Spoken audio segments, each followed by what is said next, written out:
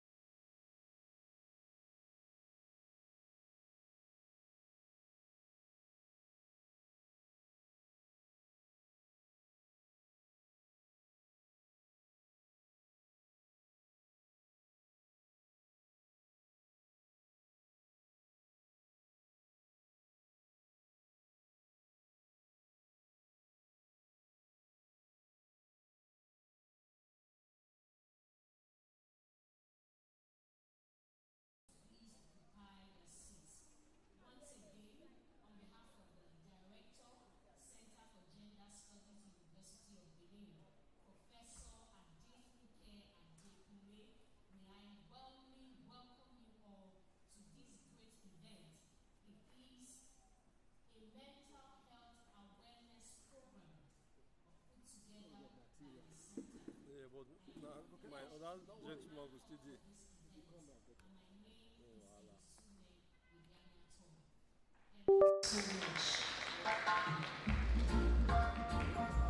Today, we'll be looking at mental health, its impact on you, me, and us. You agree with me that mental health is an issue.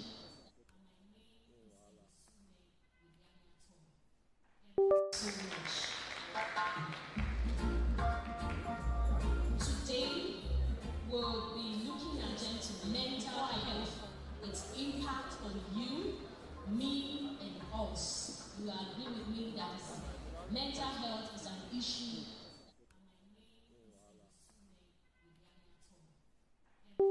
The Deputy Vice Chancellor Administration, Professor Mrs. Kachin Kola.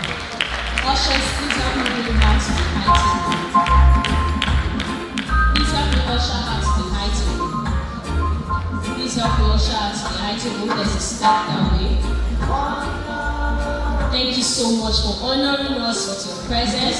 And I've been like to inform that she was the former board chairman of the Center for Gender Studies. Please help me give her another round of applause.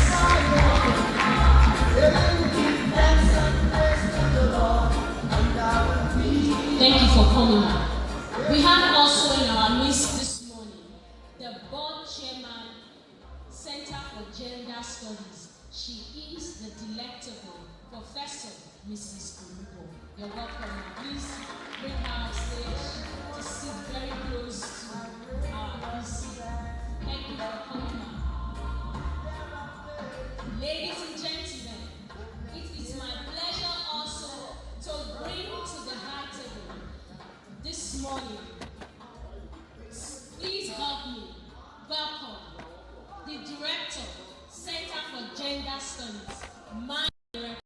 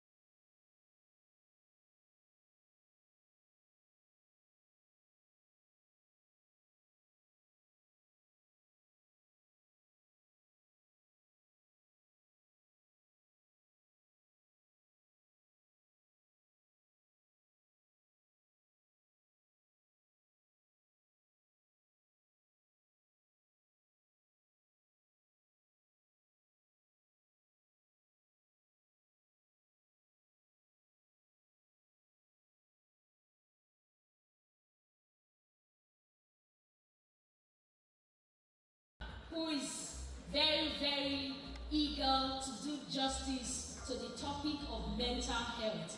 Ladies and gentlemen, please help me bring to the high table a Chief Consultant Psychiatrist and Head Forensic Psychiatry Unit, Federal Neuropsychiatric Hospital, Benin City, Dr. Ambrose Lawani. You're welcome, sir. Thank you so much for coming. We have also in our midst another speaker representing Mrs. Isime Lewad. Ladies and gentlemen, all the way from Genius Hub Initiative, help me welcome Ms. Obey. You're welcome, ma'am. Thank you so much. We have a representative of the Dean of the Faculty of Arts. Thank you for coming. God bless you, sir. We appreciate your presence. While I was making the introduction, I had the opportunity of, I had the pleasure of seeing another mentor of mine walk into this hall. He has graciously honored us with his presence. I'm talking of no other than the Director, Center for Forensic Programs and DNA Studies, Professor Eddie Ehikameni. Thank you so much for coming. I would like to specially recognize all staff of University of Benin here present. My very delectable Reverend Pastor Mrs. Chukudima. Thank you, I appreciate. She's a counselor in her own right. She's a pastor as well. Thank you for coming. Our dear students, thank you so much for coming. You are the reason we are gathered here today. I want you to celebrate yourselves. Please celebrate yourselves. Thank you, thank you.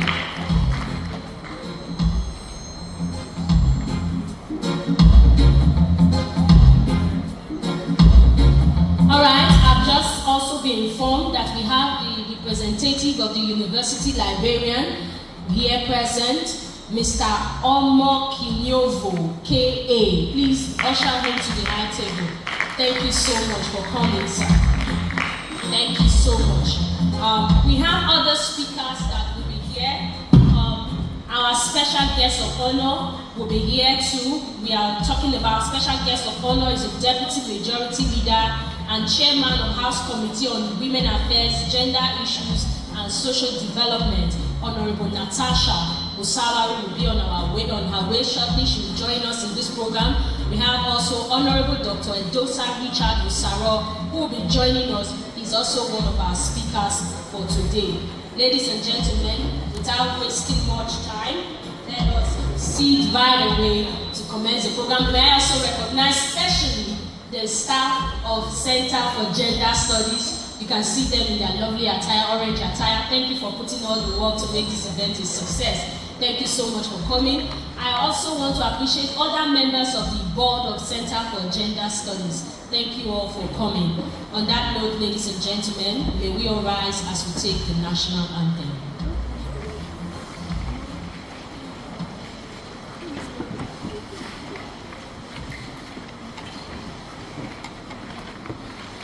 DJ, if you're ready, you're ready.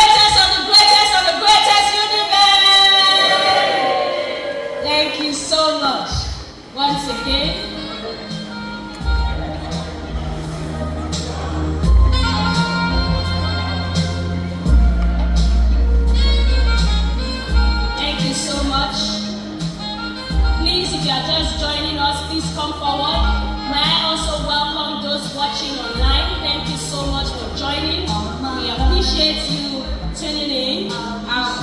Welcome to the Mental Health Awareness Program being put together by the Center for Gender Studies, University of Benin.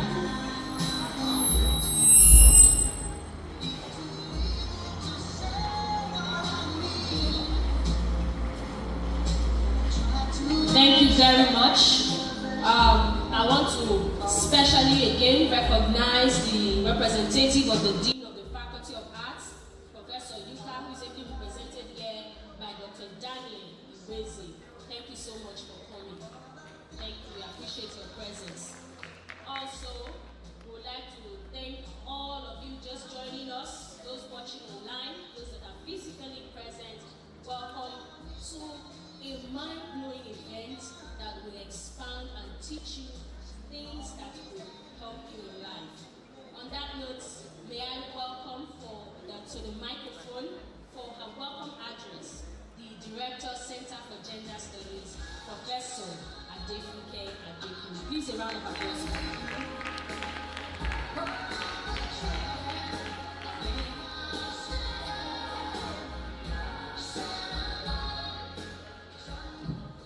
Good morning, all. Thank you so much for coming. I'm not very good at making speeches, but I will do my best this morning. Madam Vice Chancellor,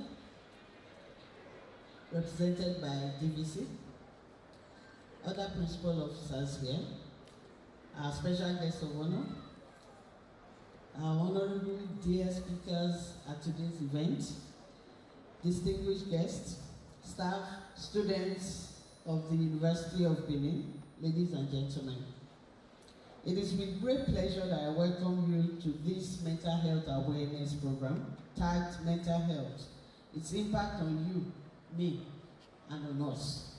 With the current economic downturn experienced globally, resulting in many being physically, emotionally, and financially stressed, it has become imperative to create awareness on the need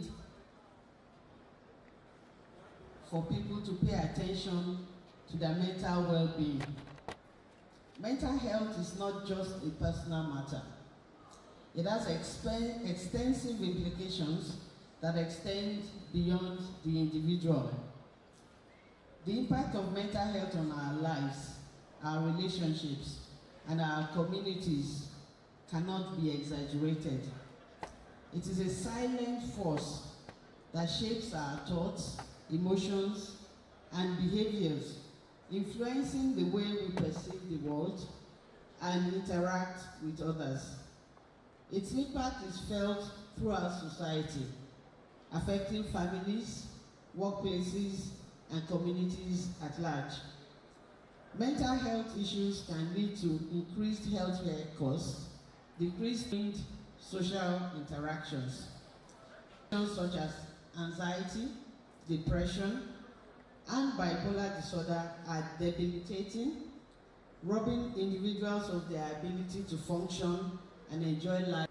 When we invest, we create a society that is compassionate, inclusive, and resilient. Staff and students to share knowledge on issues related to mental health in order to break the shame and promote open dialogue, understanding, and support. We appreciate our sponsors and collaborators for this event, because without them, we probably would not be able to start at all. So we would like to say thank you to Genius Hope Initiative, Light Heart Foundation, Chief John Odige Oyegu, Honorable Austin Ataku, Emeritus Professor Andrew Onokurai, Dr. Godwin Ehigiamuso, and our distinguished speakers. Okay, our distinguished speakers are Dr. Richard Edosa, Dr. Israel Aina, Dr. Ambrose Lawani, Mrs. Okechi Meguze, and Ms. Obehi. Thank you for sharing and far-reaching. So let us come together as a community to prioritize mental health to support those in need, and to create a world where mental well-being is valued and nurtured. Thank you. Thank you very much. Please, another round of applause for my director. Thank you so much. Thank you, Professor Adekule. And thank you for this wonderful event. Ladies and gentlemen, next you'll be seeing a drama presentation by Esa Playhouse. Please celebrate and appreciate them as they come forward. Thank you.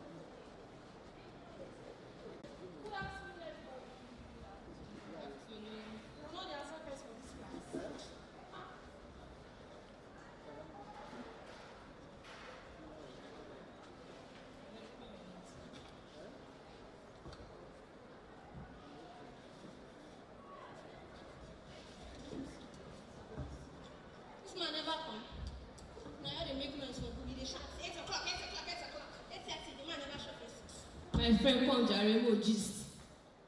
You guys are making noise in this class, please. If you don't want to go like you guys are making noise. I bet sit down, sit down.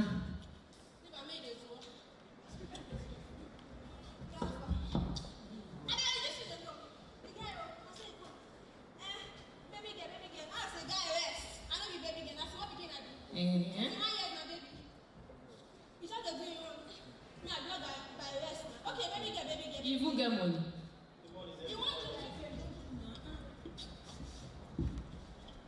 Good morning, everybody. How are you? Good. Please, hello. Take away your cup. And please, if you know you are pressing your phone, switch it off. Are we good? Are we good? By the way, where are the boys of this class? You see, the boys are no longer serious. They are no longer coming to class. Where is the course rep? Course rep, I want you to take the attendance of everybody in class. Are you hearing me? And please, don't add anybody that is not in class. I will count for sure. Are we good?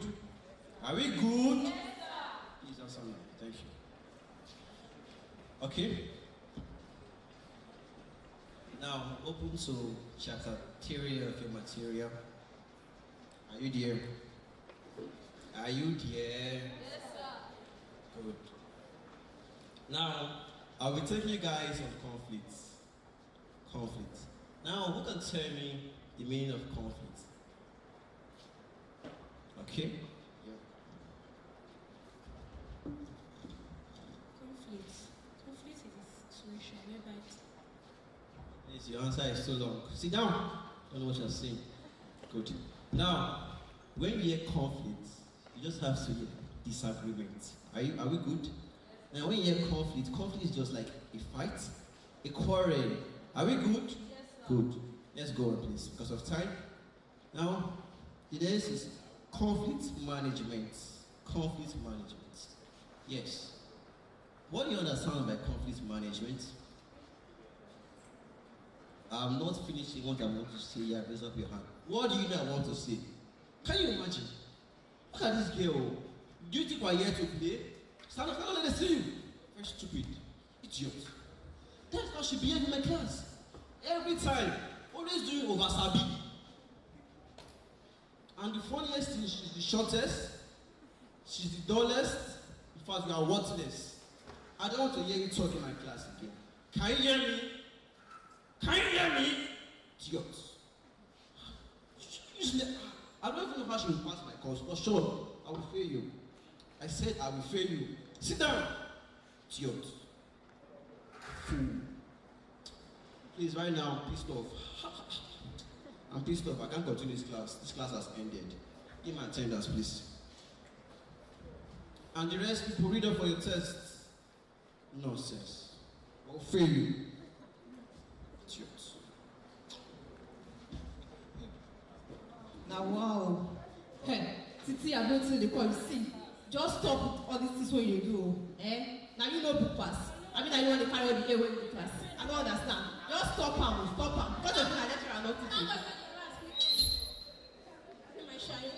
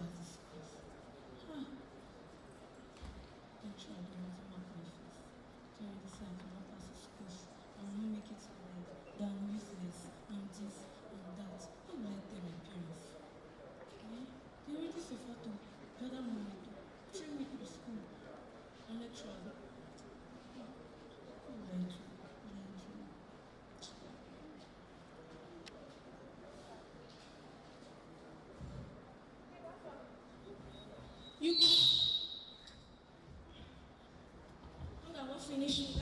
You want to use drinking? Babe.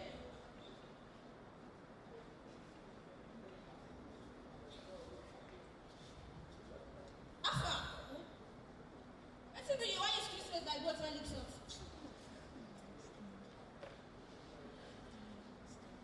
Show me, I don't understand. I don't say no waiting that lecture at all this morning. I make you Christmas like that. I don't understand you. I know you understand you at all. Everybody they move, you know they tight face. You know why? Why you speak face now? Tell me, I don't know. Just busy with the lecture. What's my See, guys, forget. What you want here? Forget that thing. See, every solution get problem. Every problem, you get solution. Solution there, problem there, the same thing. At the same time, I tell you so. You don't get problem when it's like, when solution not there, may I tell you so. Sure, you get me? Solution, it did. Different varieties of solution. 9 days for this person. You know they see me, your friend. You they see me so. You they see me they go. I dey answer. Anyway, when I enter, they know say I dey there. I dey answer. I be life of the party. I be life of the class. Sure you dey get? I will show you what I do. Me go tell you what I do. You know say you go loud. You know no loud. No, they loud down. No, they loud down. I will tell you what to be loud. I will show you what to be loud. I will teach you what to be loud. I come.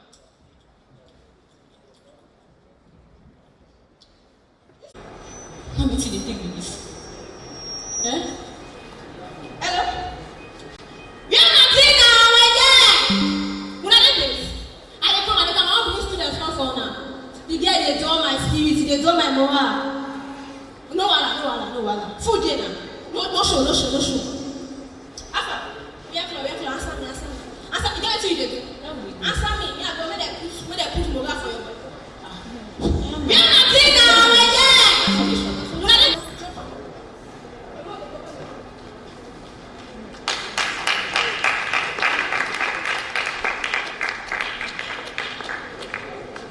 I'm shining for the street. Elon Musk est pas plutôt ouais. Pour la Tesla qui pulling up in the Tesla ouais. No big ouais, see, no good day. For the looking, no good day. Charlie Poppy, I walk on you. To me now we fly on the side that you're in the soup. Another you got this side that you're in the another you got this side that you're in the soup. Another you got this side that you're in the another you got this side. Dodgy sell your Northwest. Para the body, BTC the body, money the body. Dodgy sell your Northwest. Para the body, BTC the body. Money say I got the boy. Say that's how I yes. We make easy. Now you ready BTC. Now you want to find me back.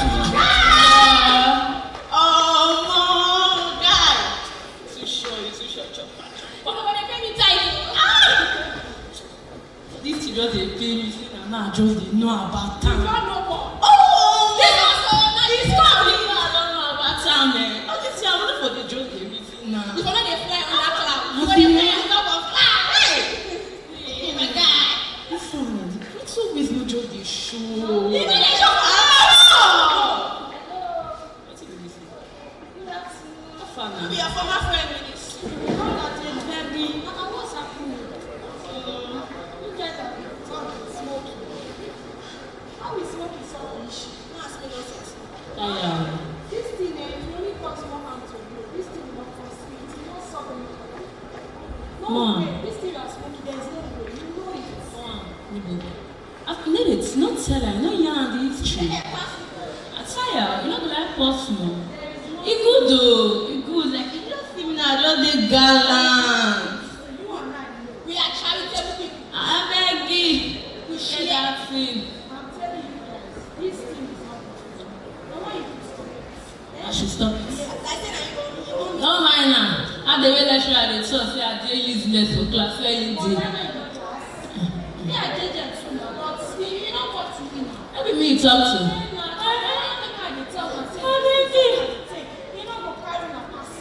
You don't carry me go find no. Don't mind man.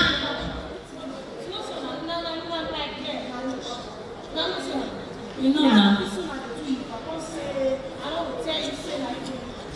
Wait. So you call this one easy now. This will comot me from depression like this. Carry me enter Pluto way.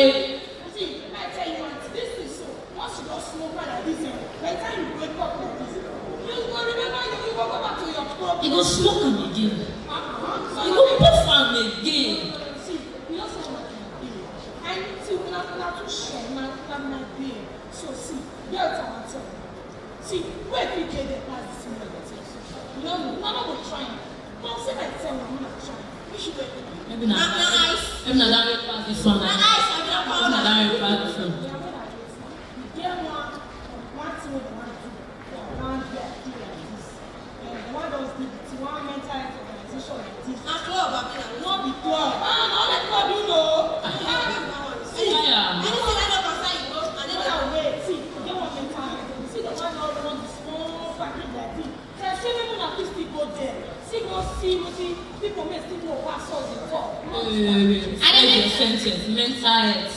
So I tell you my mentality dey depreciate, I don't understand. Now mental health is the call. I know me say you mental. If you not follow me go there, now don't try now. These people are to not be trying to try and like. If you not follow me go try. No like yes, I'm not trying. No, it's not like if I follow you, Most say you give me any. Most say Yes, no they go yes. I just add to my coffee. You just add to my coffee. If you not say I'm saying what they do, then you won't start. No, it's not. When they touch me, oh, you know how to feel like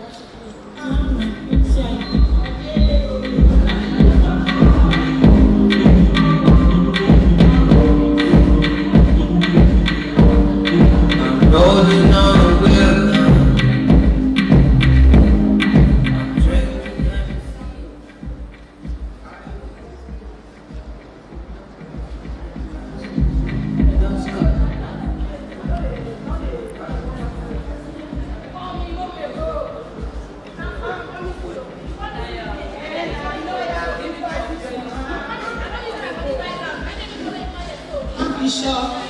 Oh yeah, now Mona go sit down for front so that now they view am very very well. Oh yeah, now Mona, hey, sit down for there. Come now, you know now. Oh yeah, now sit down for there. You're scared, so no worry, I'll give you some sleep over. You don't understand. Babe, now the trash.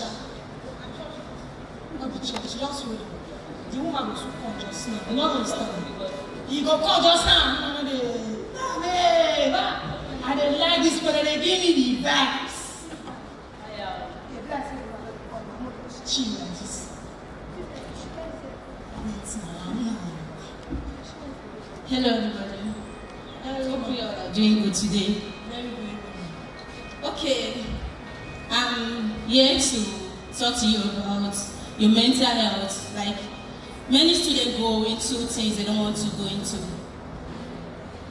You feel life is just not useful to you when you feel like, why are people treating me like this? What is happening to me?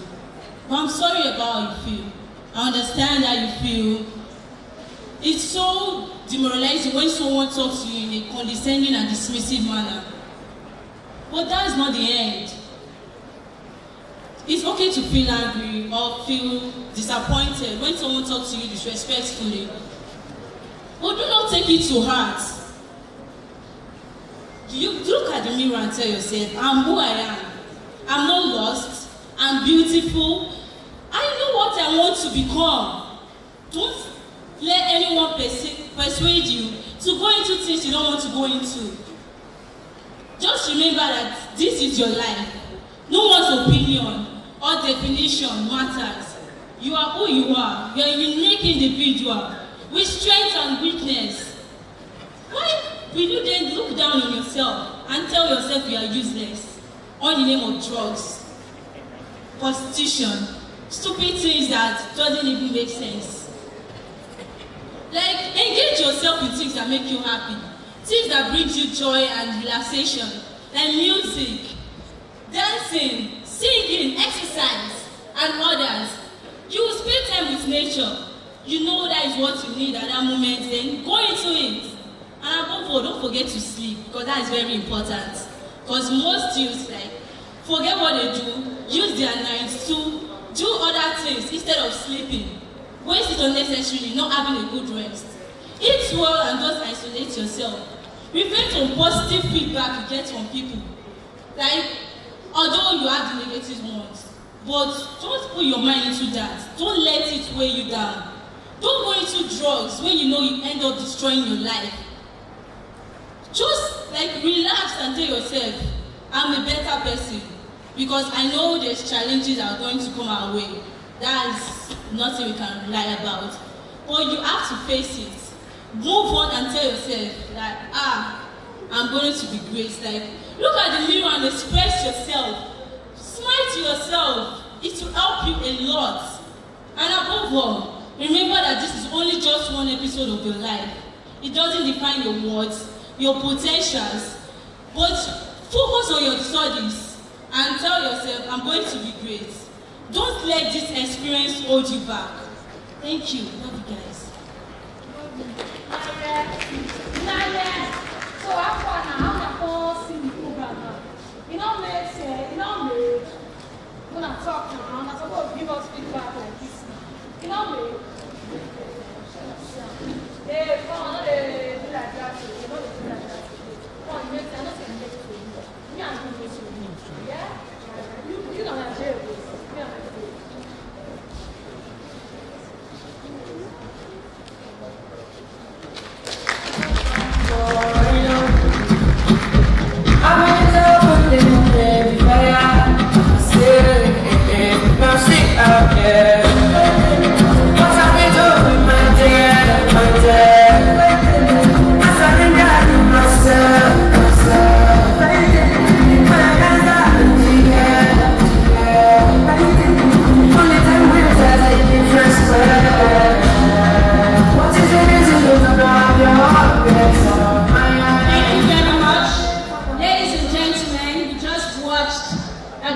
Presentation by our students, University of Benin students on mental health. We have them from Elsa Playhouse. Please help me celebrate them one more time. will agree with me that what we just watched is the reality of some persons, and we are here today to address these issues. Thank you, distinguished guests, ladies and gentlemen. While the drama was going on, we had the privilege of receiving into this auditorium one of our speakers, Honorable Richard Osaro Edosa. He is the representative of Oredo West constituency in the Edo State House of Assembly. You're welcome, sir. We'd like to also recognize those his team members that came with him. Thank you for coming. God bless you. We also had the privilege of having Mrs. Angela Asemota, the president and founder, Angie Epilepsy Foundation. Thank you so much, ma'am. We appreciate you for coming. I have also right in front here our very own Professor Bami Kole, Director of Research and Development, University of Benin. Thank you so much. We have the Vice President, Organization of Women in Science, University of Benin Branch, our very own Dr. Mrs. Faloji. Thank you for coming. I want to believe she's not like that lecturer we saw. That's why we had that loud ovation. Please celebrate her one more time.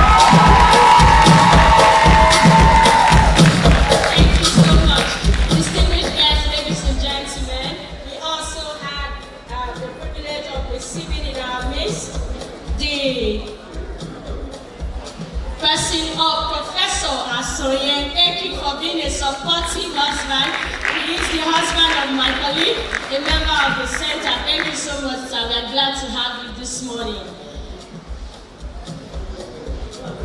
Ladies and gentlemen, as I receive the names, I will make proper recognition. I guess we still have our online followers with us. I'm sure you are enjoying the program. We have only just started. There's so much for you to take home today. On that note, distinguished guests, ladies and gentlemen, may I bring to the microphone for her opening address the Vice Chancellor of the University of Benin, our very own Professor Lilian Iwetiyan Salami, ably represented by the Deputy Vice Chancellor, Administration, Professor Mrs. Catherine Okoye. You're welcome.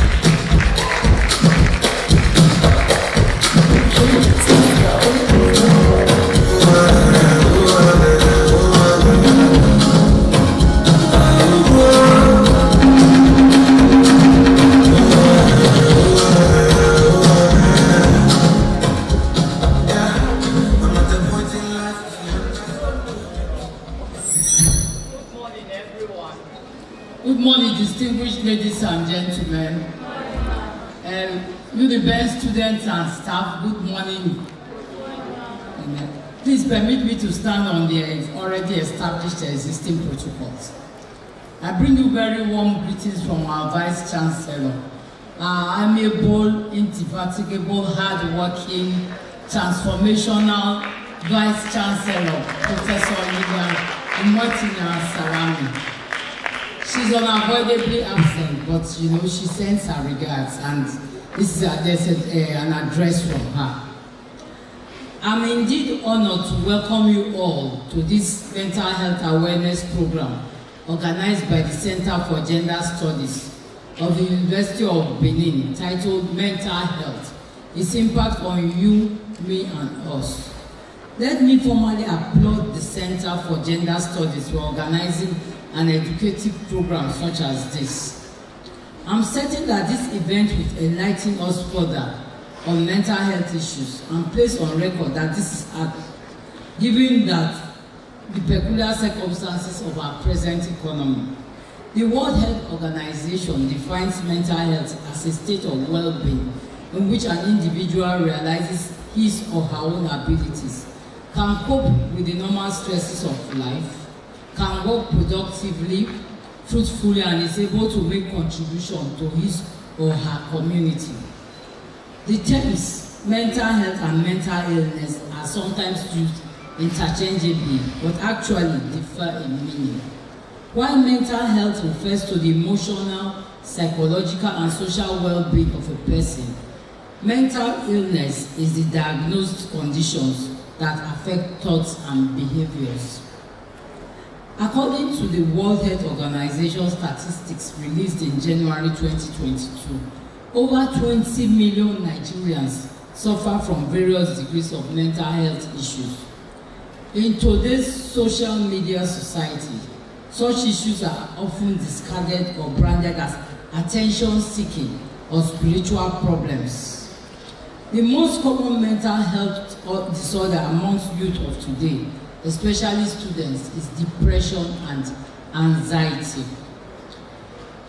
Depression is characterized by loneliness, sadness, stress, as exemplified by that play we saw, the girl there. A lot of youth suffer mental health issues that they don't publicly speak about due to the fear of stigmatization from people who have little or no understanding of mental health.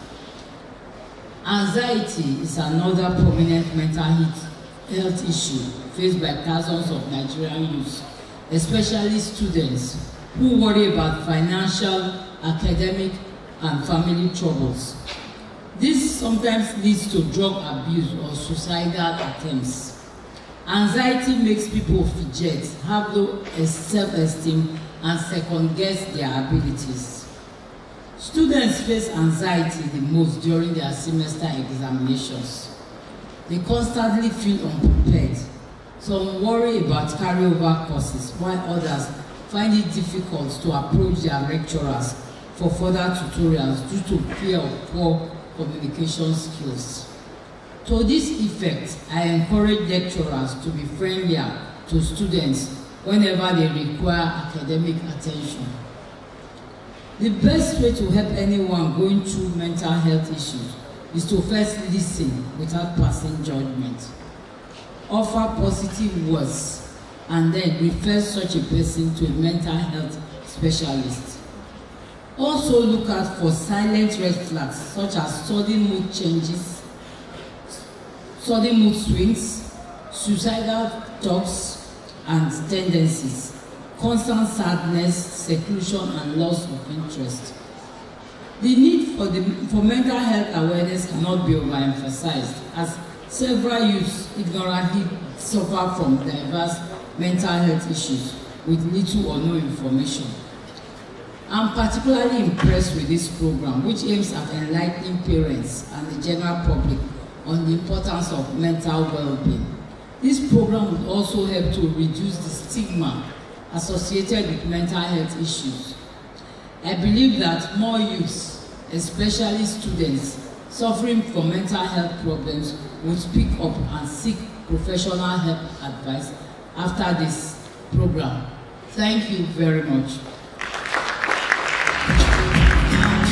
Professor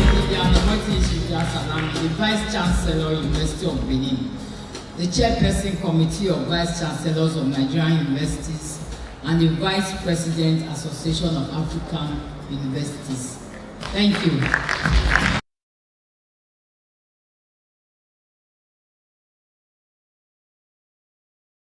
Vice Chancellor, ably represented by the Deputy Vice Chancellor Administration, Professor Catherine Boma. Thank you so much, ma'am. Distinguished guests, ladies and gentlemen, we have in our midst the special guest of honor for this program, Honorable Natasha Irobosa Osawaro, ably represented by Mrs. Isoke Ogiemoye. You're welcome, ma'am. Please, ushers, please bring that to the high table. Thank you for coming. Green, it's green, oh, oh, the land is green, it's green.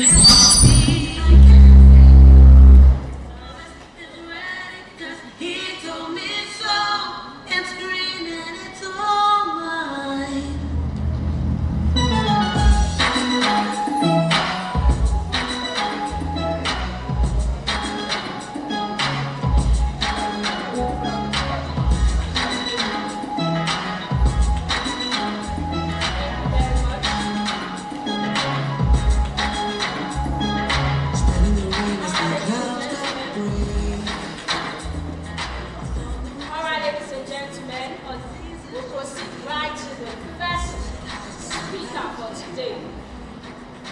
The first speaker for today is Dr.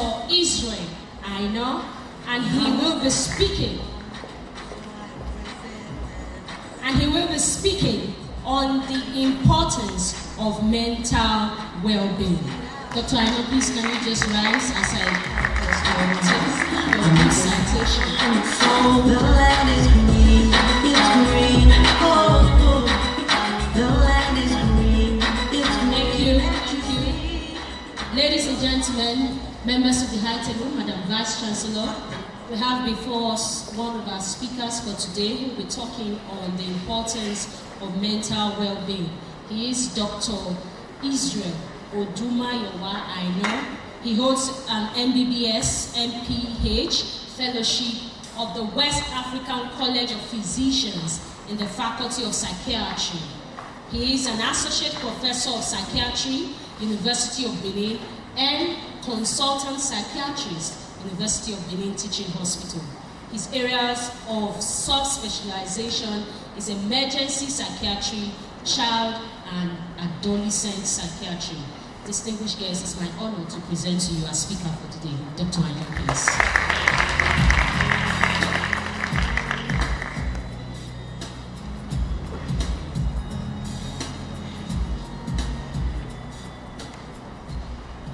The Vice Chancellor of the University of Benin, ably represented by the Deputy Vice Chancellor and me, Professor Bura, I wish to stand on the existing protocol.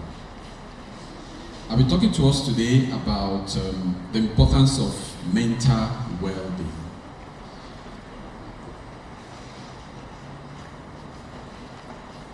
Okay, so let's wait a bit so I can get the slides on.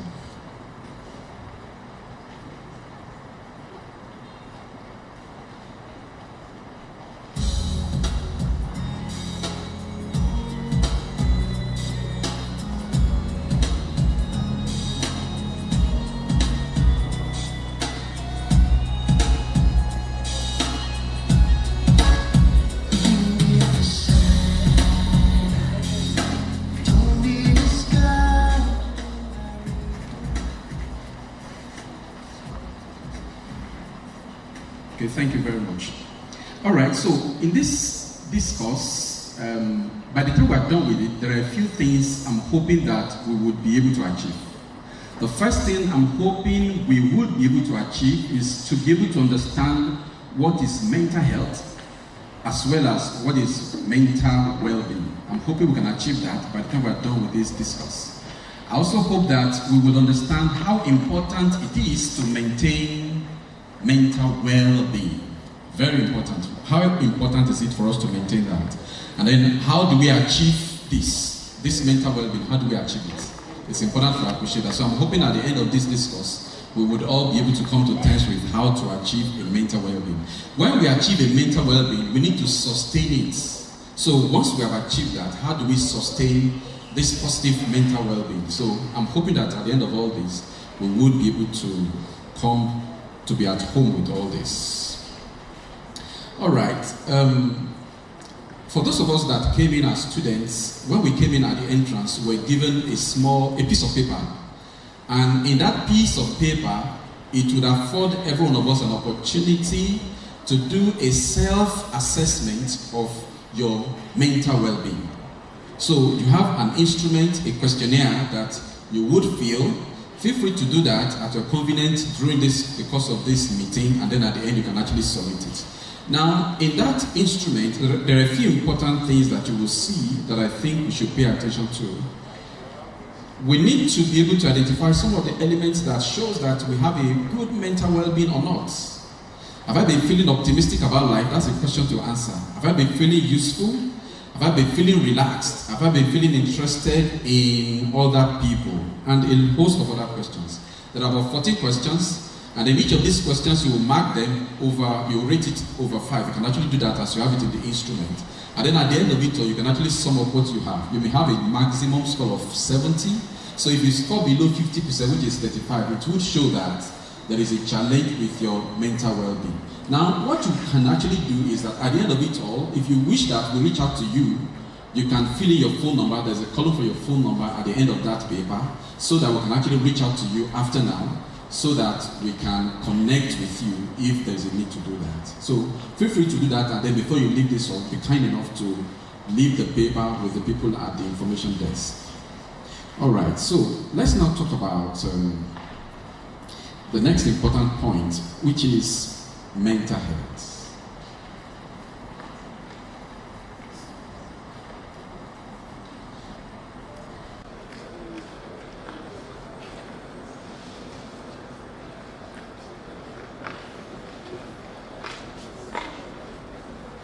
So what is mental health?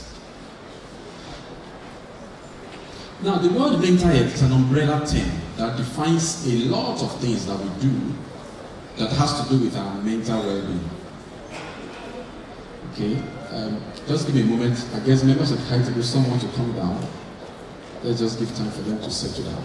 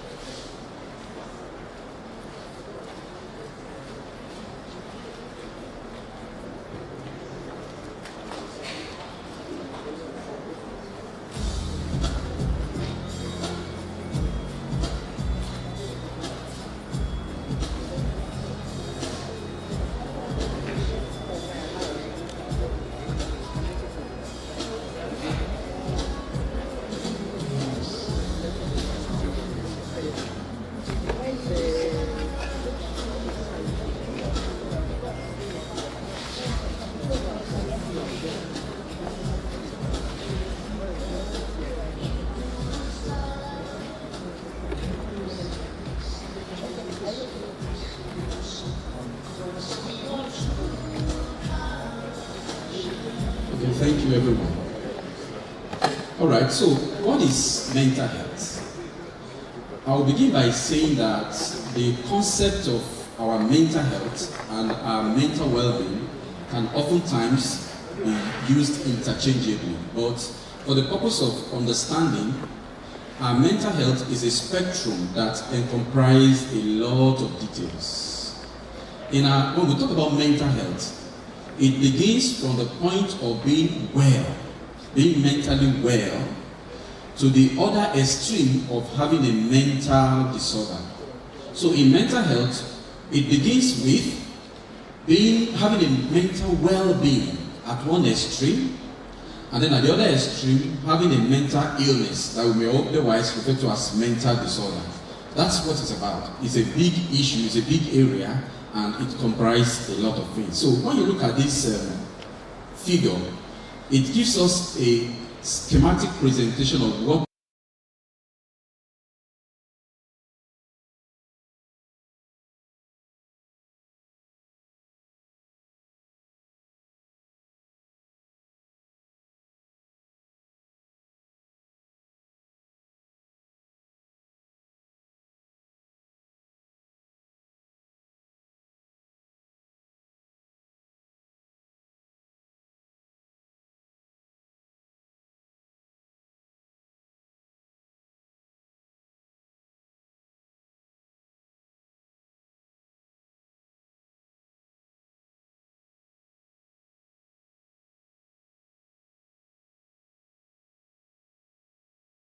wishing, when the person is no longer able to function optimally, when the person is beginning not to fulfill his role and is feeling distressed or worried, even though at that time that individual is not yet ill, but he finds out at the point of the languishing to the left of the mental wellness, he discovers that he is not able to make progress and not feeling fulfilled with life as he or she ought to. When the individual does not get help at that point, then it tips over to the extreme part of the left where the mental disorder is now found. So that's how it comes. People that have mental well-being don't just become ill suddenly.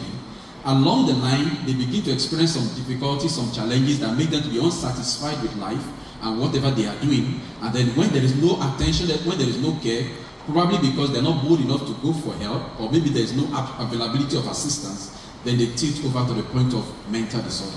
However, on the extreme right of this graph, you will see beyond mental wellness the aspect of flourishing. So we need to appreciate the fact that if we're in a good state of mental health today, that's awesome, that's beautiful, but there is something beyond that. There is a level of flourishing in our mental health or our mental well-being. And that is when we're actually achieving our potentials and our goals, we're developing and making progress, and everything appears promising, and we're moving on well and achieve our goals, just even beyond the basic aspect of mental wellness. So everybody will find himself along this spectrum at one time or the other. It is very possible that an individual may shift to the left and move to the back from time to time, depending on the circumstances around him or her. And as such, if we think that we are tilting from one end to the other that is not favorable, we could always talk to someone, we could always seek help. So that's what we mean by the spectrum of mental health. So in this discourse, at some time we use the word mental health, at another time we use the word mental well-being. You can be sure that we're referring to the same construct of staying well. So now, mental well-being. There are different ways to look at mental well-being, but you can look at it in this slide. In this concept of mental well-being, well, it's a state of mind. It's a positive state. It ought to be a positive state, not a negative state. A positive state. And in that state of positivity, we have our emotional health being positive, or our psychological health being positive. In that state of being mentally well, it means that the individual is able to achieve a good level of cognitive functioning. What do we mean by cognitive functioning? It's very simple. It simply means that you have the ability to think rationally, you have the ability to make good judgments, you have the ability to be aware of what is going on around you, you're able to make deductions, you're able to arrive at decisions. That's what it's all about in our cognition. You're able to think clearly, you're able to make decisions, you have good judgment, you're able to calculate, you're able to reason along, you're able to compare things, you're able to understand what you are doing as a student. All of that is important in the positive mental state we're talking about that is referred to as well-being. And then beyond that, we also need to have a positive emotional state. That is about our mood. It is expected that when good things happen to us, we should be able to rejoice and be glad about it. And when unnice things happen, things that are not pleasant, we may feel down and unwell or happy for a while, and then after a while we can bounce back. Those are normal emotions. But when all is well, there is nothing to worry about, as it were, there's not so much happening, and the person continues to stay unwell, then there's an emotional problem. So in this mental well-being, there must be a positive state of being emotionally stable. Being able to at least be happy, as long as all that is going on around does not call for too much of an attention or too much emergency. Staying healthy emotionally. And then finally, we must be productive. For us to say we have mental wellness or mental well-being, we must be productive. So for the student, for example, you must be productive in the sense of your academics. You should be seen going to lectures. You should be seen attending to your assignment as at when due, being able to meet deadline. That is part of what it means to be productive in the setting of school. You must be seen to be able to prepare for exams and to sit for exam as at when due. And not only that, being productive ends up in you passing your exam. Now, if you go to school, attend to all lectures, attend to all seminars and all assignments, and do everything needed of you, and you do exam, but you do not pass the exam, it is not considered that you have been productive enough. So, in being or having a good mental well-being, you must be found to have been productive in your studies. And of course, for the staff, it's expected that in our place of work, in our field, we must be seen to be resourceful, we must be seen to be able to make an impact on our students, we must be seen to be able to make a difference in the life of the people that come across us. That is about being productive. But I tell you that that is not the end of it all. Passing an exam and then making an impact on people positively does not end and conclude that we have mental well-being. The ultimate end of it is that sense of fulfillment. So in mental well-being, the end of the road is to be fulfilled, is to be satisfied with what you do. You know, we do not have to compare ourselves with too many people, but in the context of where you have found yourself, within the ambient of the opportunities you have as a student or as a staff, we must be fulfilled in that which we do. So at the end of being productive is being fulfilled. All of that brings about mental wellness. Well, we have other definition. It's about the same thing. It describes a combination of how we feel and how we function. How we feel has to do with our emotions. This combination of how we feel, how we are satisfied with life, and then of course the fact that we're able to relate well with people. We function well by relating with people. We're able to achieve our life goals. We're able to control ourselves. Very important. One of the aspects of functioning that shows we have a good mental well-being is the ability to have self-control. So if you came into this hall today and you feel tired or you feel hot, the right thing to do is to take a piece of paper to fan yourself, or you can take a walk and drink a cup of water and then continue listening. But when you come in and you feel uncomfortable and you begin to shout that, oh, I'm not happy here, this place is not aerated enough, it's not cold enough, that means that you're able to control yourself. So it's very important that despite the challenges we face around us, both in school and in the society wherein we live, despite the economic situations, every human being is expected to have some level of self-control. It shows that we have a good functioning, and then when that is added up to feeling happy generally, we can say that the individual actually has a good mental well-being. And of course, at the end of it all, we must be able to live an independent life. What that means is that every day, even though we live in a company of people, we interact with one another, there is some level of being independent that we all have.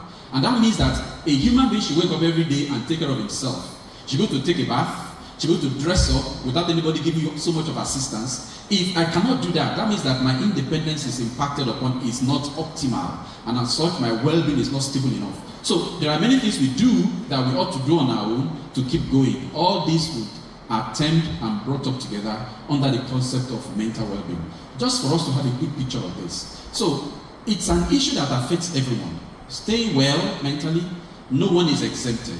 It affects everyone, whether we are male or female, whether we are young or old, whether we are rich or poor. It is expected that we remain in a state of mental wellness. Very important. But there are a lot of issues that go into we having a good mood, feeling happy, and achieving our life goals. Now, in the last bullet there, it says, in addition to positive emotions, we achieve mental well-being through optimal development.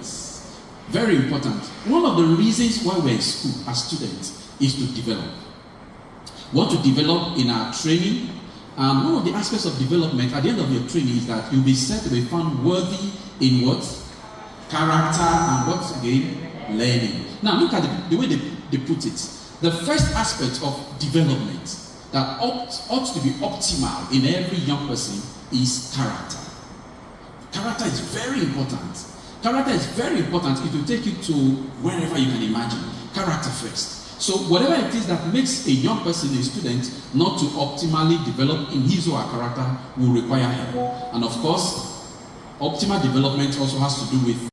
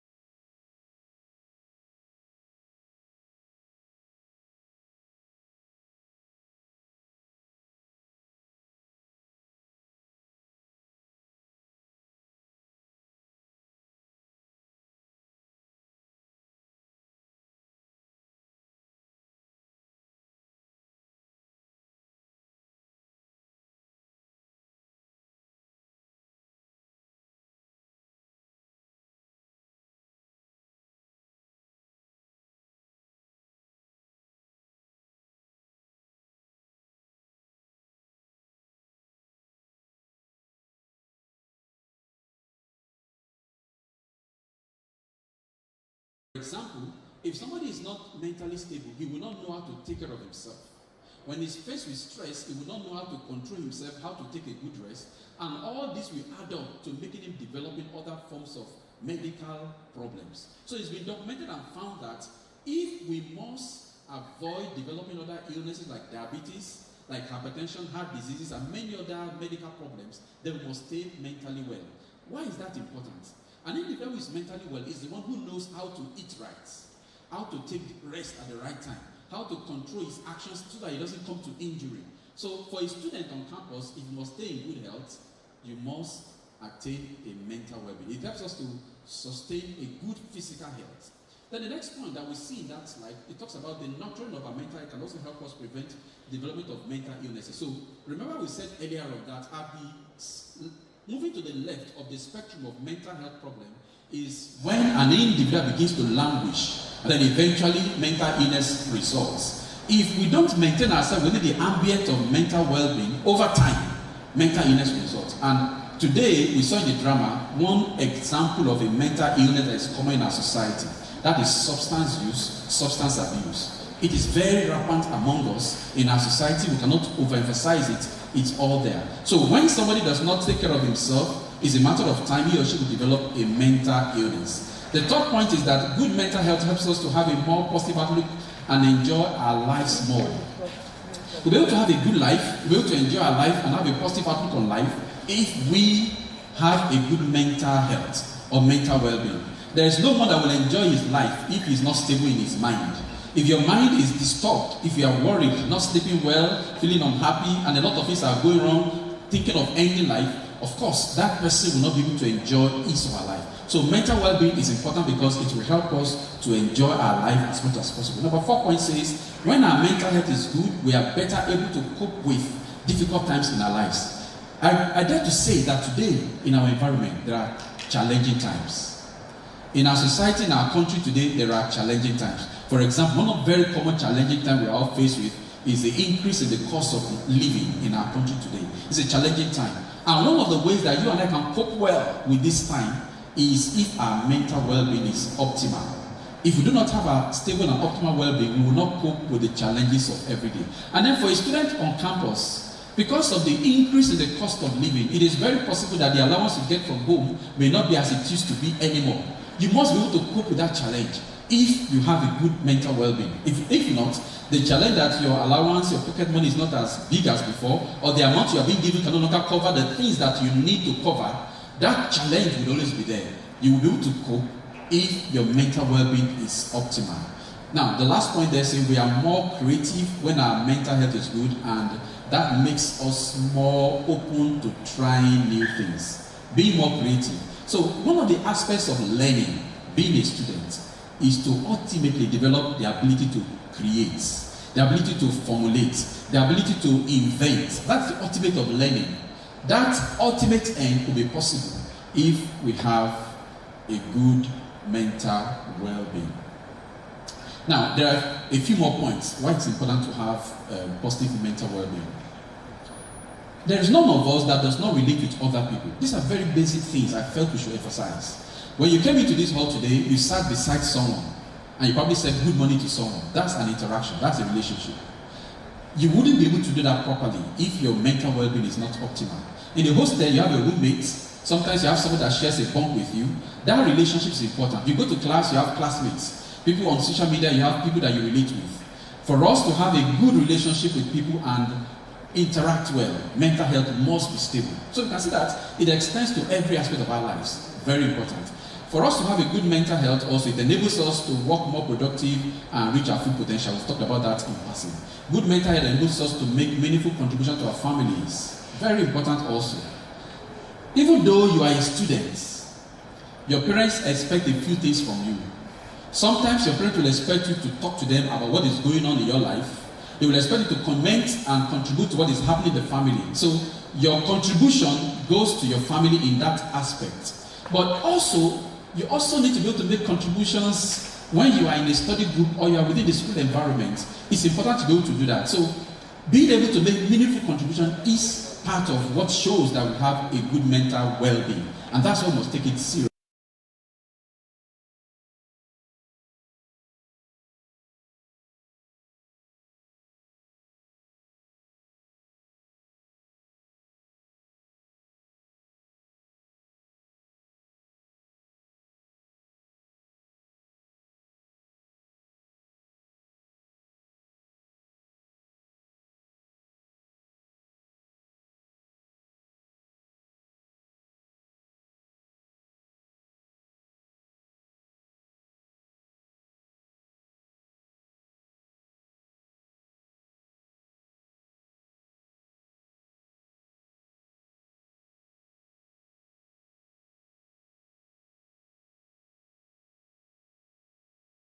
Be able to ask questions and then pass exam because you have a clear mind. So it's important that we maintain a stable mental health to be able to do that. And then lastly, on this slide, it says our mood are improved and our self-esteem is enhanced when our mental health is good. Self-esteem is very important.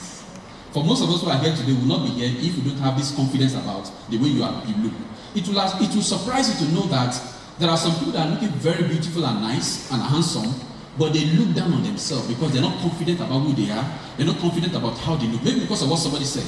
Now, in the drama we watched, that student began to have a low self-esteem because of what the lecturer said to her.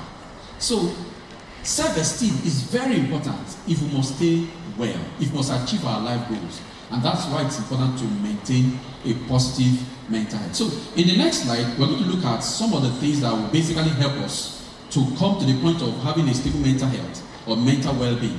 And then in the last slide, we'll look at having achieved a stable mental well-being, how do we improve on it? And I think it's important we do that. So in this slide, very simple points that we can relate with. For me to maintain my well-being mentally, what are the things I need to do? They are the everyday things that we do, but it's important we bring them to the fore again and emphasize them. Maintaining a stable mental well-being is not to do anything out of the box. It's not to do anything that is exoteric. There are the simple everyday things that we need to do that we sometimes take for granted. But this discourse is to bring them to the fore and to emphasize them to us that we need to keep paying attention to them. So the first thing that we need to do to just come to a point of having a well-being in our mental state is to connect with people. To learn to connect. Learn to connect with people around you. We do not live in isolation. Have you ever seen somebody who doesn't talk to anyone? Who doesn't relate with anyone? Have you seen such a person before? Such persons are not mentally fulfilled. Their well-being mentally is queried.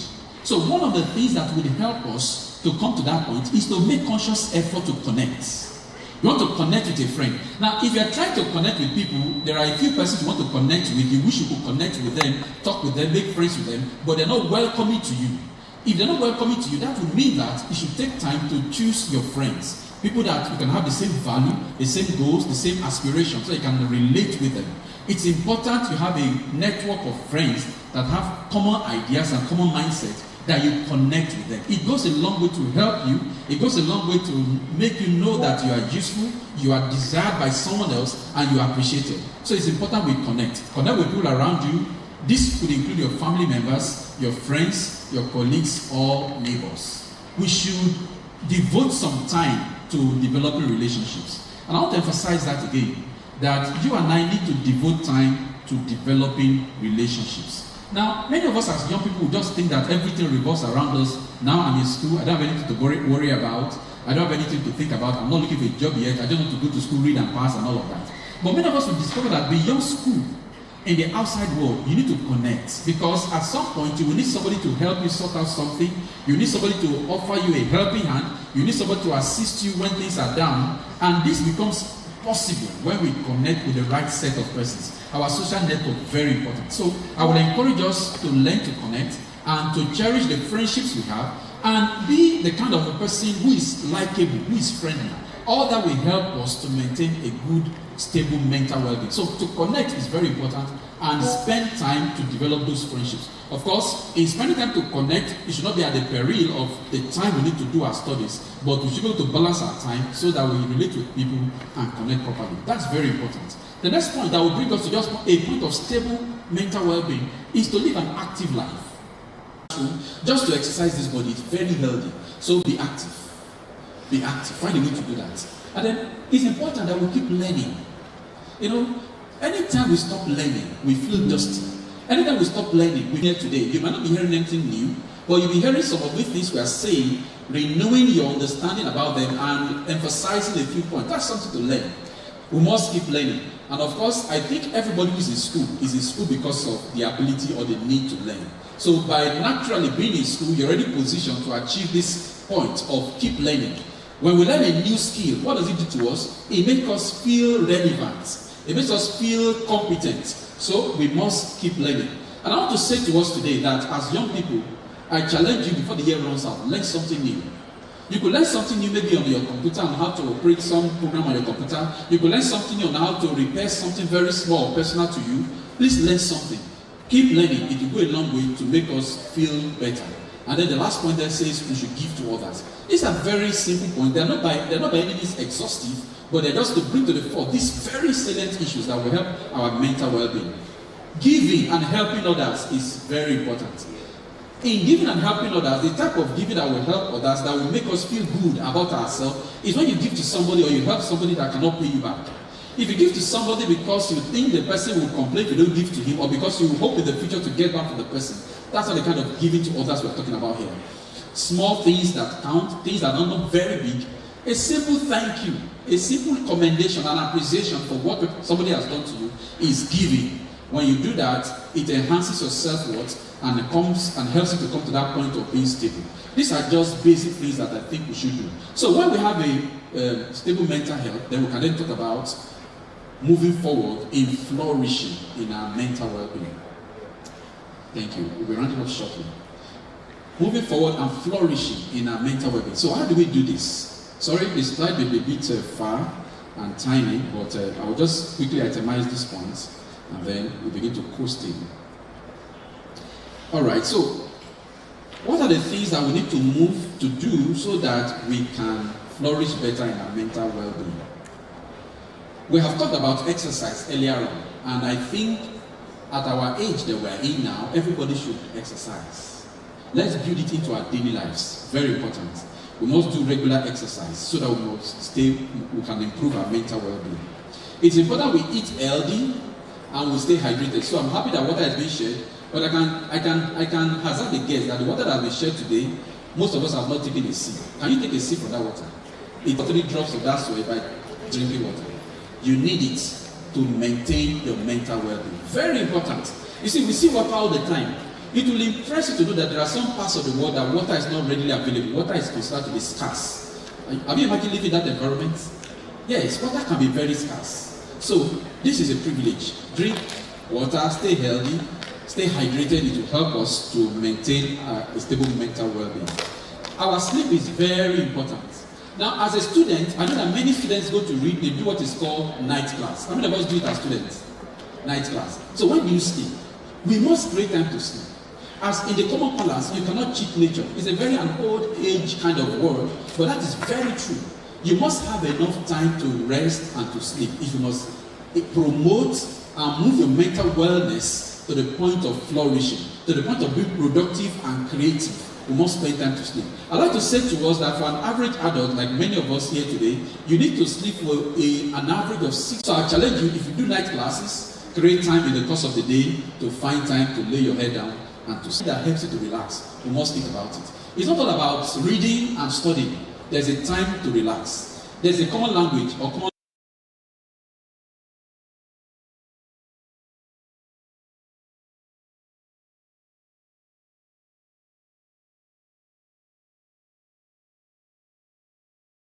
kind of saying, but it remains true. We must find time to relax. So I'd like to ask you the question, what do you relax with? Think about it for a moment. It's a rhetorical question. When you want to relax, what's your leisure? What do you spend time to do? What do you enjoy to do? Very important. We must find some time to relax. And then the next point says we must set our goals and priorities. If we must achieve them and feel good, your goals and priorities. Now, I want to encourage every student to set goals in your studies. The first one and to go. Please set goals and try to see how you can achieve that. Very important. Towards the end of this point, we appreciate the point of gratitude. Thank you. To say thank you to someone helps us to stay well. How many of us said thank you when they gave us water today? Or they gave you a seat? You said thank you. Very important. We're not saying anything big or difficult. Very everyday thing. Practice gratitude. Has anybody ever told you thank you before? Yes. How do you feel when somebody says thank you to you? You feel nice. So, that is the same effect it has on the person saying also thank you. Practice gratitude. Very important. And then we must focus on the things that are right. I want to quickly say to us that in our environment as students, a lot of things are challenging, but we must focus on positivity, the things that are good and are right. Now, I know that we have challenges. Let's not always emphasize the bad things that are happening around us. Let us emphasize the ones that are good. Very important. The ones that are good around us. And in our culture, like we have seen in the drama today, in our hostels, in our halls of residence, there's a lot of use of substance that we find among young people.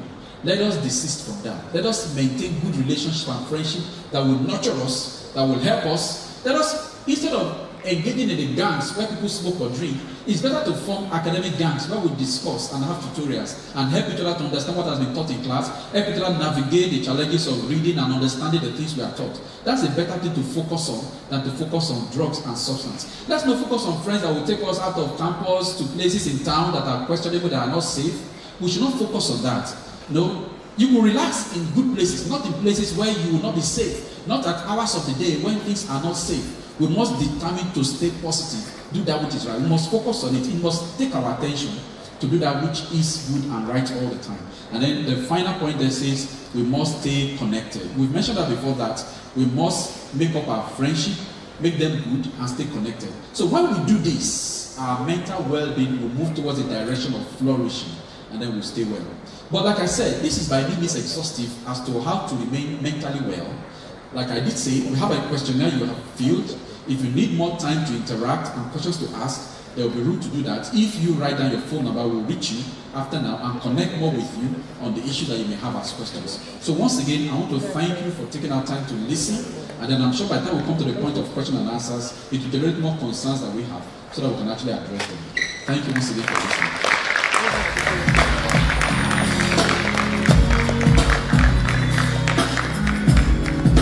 Thank you so much, sir. That was really enlightening and educative. Once again, we just listened to Dr. Aino, and he has spoken to us on the importance of mental well-being. Thank you, Dr. Aino. Please, can we give him another round of applause?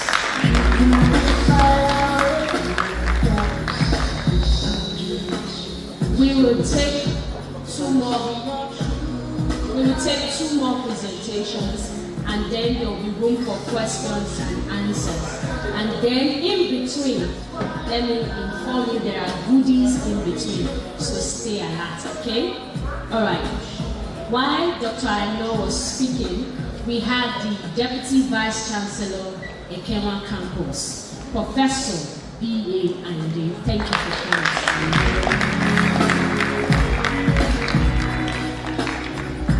Ladies and gentlemen, the next topic for today is mental health first aid, and that will be taken by Dr. Ambrose Lawani. May I have the honor of Dr. Lawani on stage?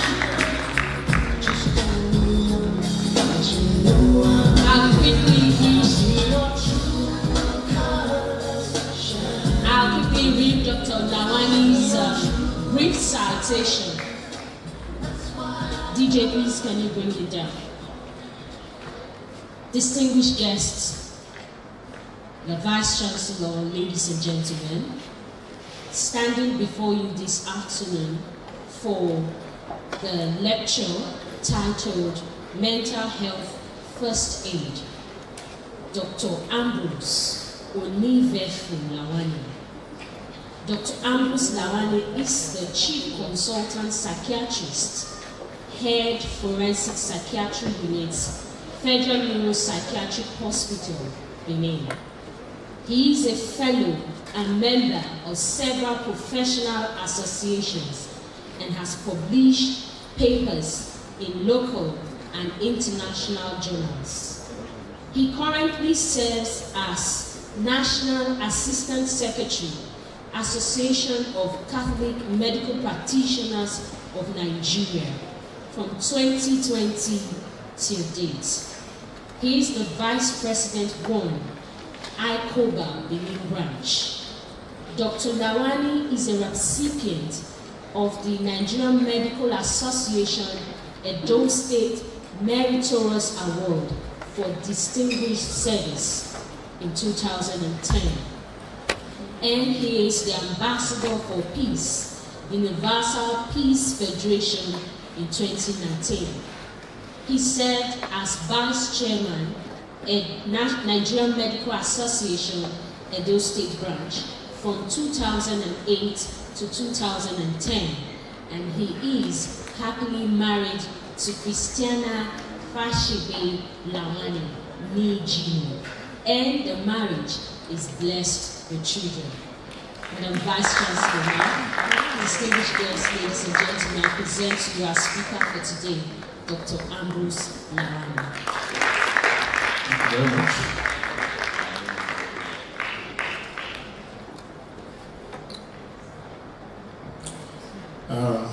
Well, this audience is doubly charged. I will rest on existing protocols. I acknowledge the presence of the Vice Chancellor of this university, which is the university I attended several decades ago. I recognize the presence of my teacher, Professor Obama, whose husband is a senior member of my Boys Association. I recognize the presence of the other Vice Chancellor from Akron campus and the very senior management staff of this institution and wonderful students and members of the public. And politicians, my colleague Richard, I could recognize you. So, well, I'm talking on mental health first aid, and I'm going to use that outline. I'm going to talk about the introduction, the objectives, the definition, basic principles, goals of mental health first aid, common mental health disorders, signs of stress, coping mechanisms, and we have our recommendations and conclusion. Yeah. University students have a unique tendency to experience stress, and the demands of tertiary education, further exacerbates this stress. And research reveals that about half of those living with mental illness had the onset of the illness before the age of 14. So if more than half of the people experience it before the age of 14, you know certainly some of your students come into this institution with that motive. Now this lecture will create awareness about the mental health issues, the misconceptions about mental health, and facilitate prompt and early intervention. Now, the objectives will be to improve recognition of mental health problems among the students themselves, their lecturers, both academic and non-academic staff.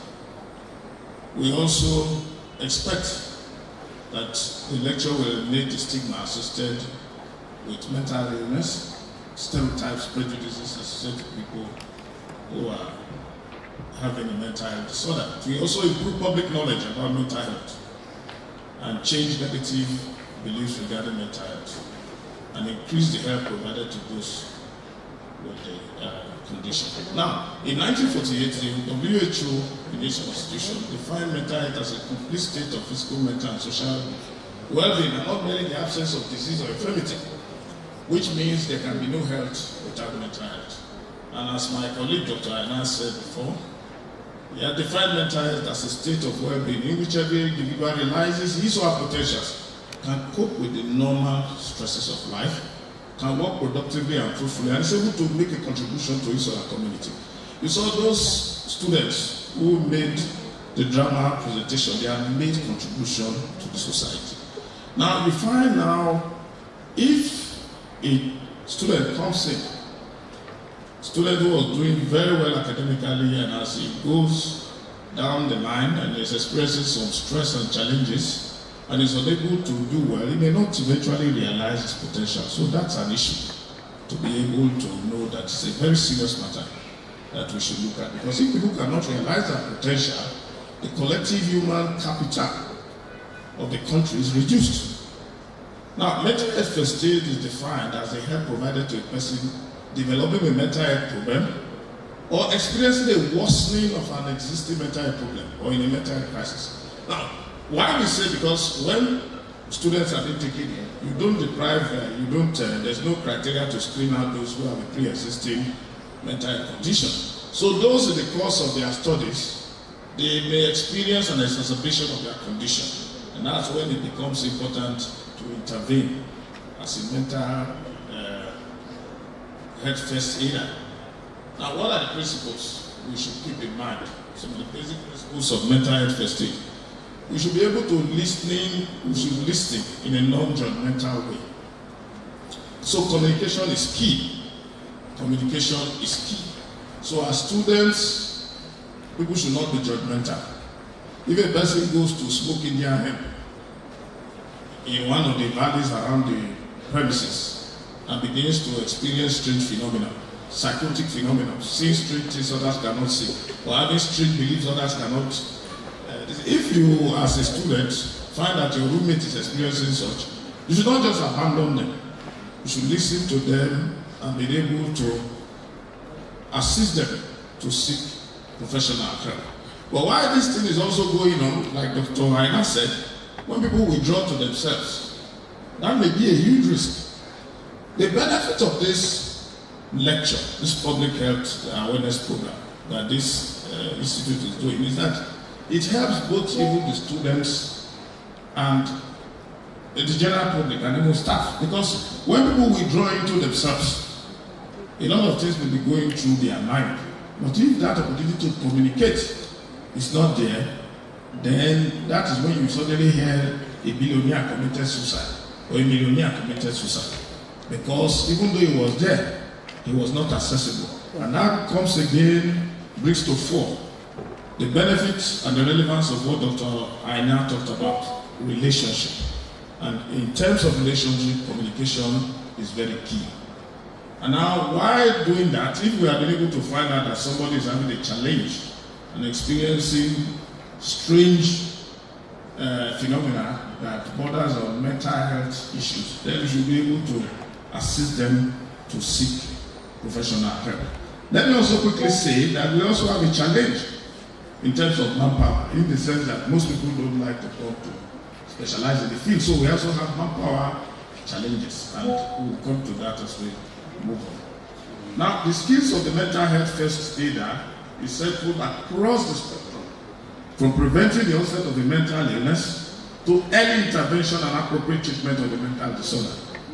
Like you see in the drama that they presented, some of the people had not moved into the step of engaging in drug abuse. So that was a preventive step by that educational program that they showed during the drama presentation.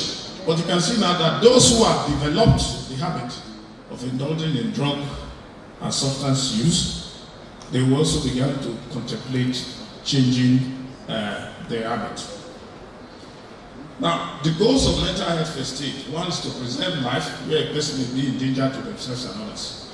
You know, a person may be in danger to themselves if, after going to take psychoactive substance, becomes very aggressive, may become disinhibited, may become aggressive and irritable, and may become a danger to those nearby.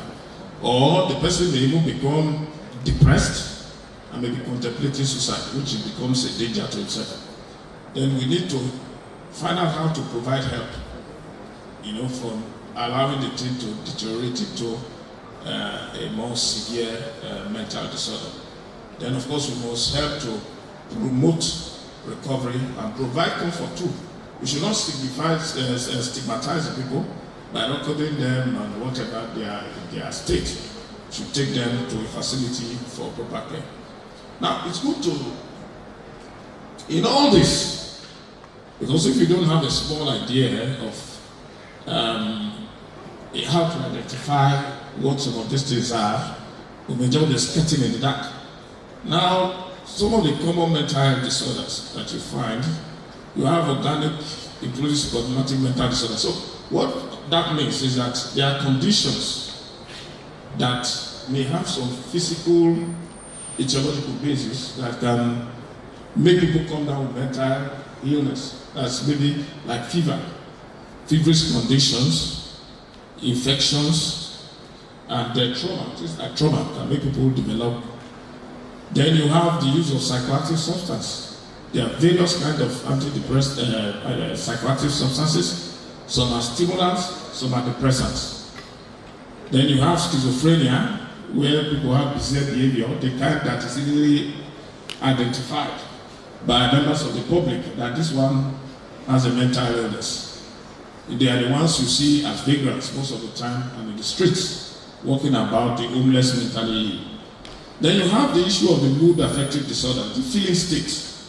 You know, this one has to do, either a person may be high, in which case we say the person has a manic disorder, or may be very low in his feeling state, how he feels, which we say the person has the back, they go and stay in the class, for them, they are not really storing anything.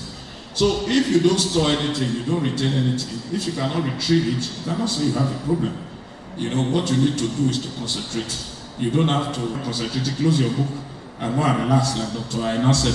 Find a way to relax so that when you know you are concentrating, it's the atmosphere, or your state is okay to benefit from what you are studying, then you benefit from your study period. Then, like I said, there were the issues of impaired memory. There may be real impaired memory situations. You know, then of course you become irritable sometimes. You know, for no reason. You, especially maybe for those of them who stay in the hostels, you find you become very quarrelsome with your roommates. You begin to observe. Then people are biting the nails. You know, they're clenching the door and grinding the teeth. These are outside. So when you see them in your roommate and you see them in your classmates, begin to know that something is going on. Now, when people are stressed like that, what you now need to do is that the problem might be identified that there's stress. If this stress exists too much, it can break out into various kinds of mental disorders. We must also know that there's what is called the vulnerability, because some people may be predisposed genetically to developing mental health problems. So it's anybody, it depends on the impact of the stress. So if the stress is enormous and comes so frequently, anybody can break down. If the stress is not that enormous, but people have genetic loading on both sides, the father's family side, they have a history of mental disorder. Mother's family side, they have a history of mental disorder. Now, that is what we call such an individual may be having a high genetic load, in which case the impact of the stress, little stress, can easily tilt such an individual over. So when we know ourselves, know yourself, very important. When you know yourself and you know, take a course of public speaking, you know, so you try and address the source of the stress. Then you have the emotion focused coping. Now, only those 6 feet below the ground do not experience stress. So it's a phenomenon that we cannot completely avoid. So strategies that you can use will be to change the way you respond to stress. If a family member has been diagnosed with a terminal illness, possible strategies will be gathering information about the nature of the illness and the best available facility around. Then you have adaptive coping mechanisms. This one empowers you to change the impact of the stressful situation, or adjust to the emotion Dr. Aina has talked about before. Well, maladaptive coping mechanism is not what we suggest, but they exist. And these are the things, and we don't allow that they exist, but it's good to know that they exist. The recommendations. Health workers at the university center should receive training from time to time in mental health conditions to present staff and students. They are able to identify it. They are able to have a high index of suspicion and be able to identify people, because aside from physical conditions, mental health disorder may be presented as comorbid disorders. Students and other members of the university committee who are on medications for mental health disorders should ensure that medication are adherent. Those who are on treatment before they got admission as students of the university, they should continue taking their medication and keeping their clinic appointment. There's no stigma about it, and we should not stigmatize them. It's like any other chronic illness that needs continued care. It is recommended that universities and other tertiary education institutions in Nigeria have robust collaboration with mental health institutions that have specialized mental health professionals. So common mental health disorders. The use of social media platforms can be used to deliver such programs, as has been done now. And we thank the United on the long run as contribute to increasing the burden of mental illness. In conclusion, health is wealth, and there can be no health without mental health. Hence, this novel series of lectures for the community and incoming students at the University of Benin, Great Union, needs to be sustained. We thank the Director of the Institute of General Studies, University of Benin, Professor Adefuke Dekule, for inviting me to the event. this lecture. Thank you very much for listening. Thank you so much, Dr. Lawa. Please, can we give him another round of applause?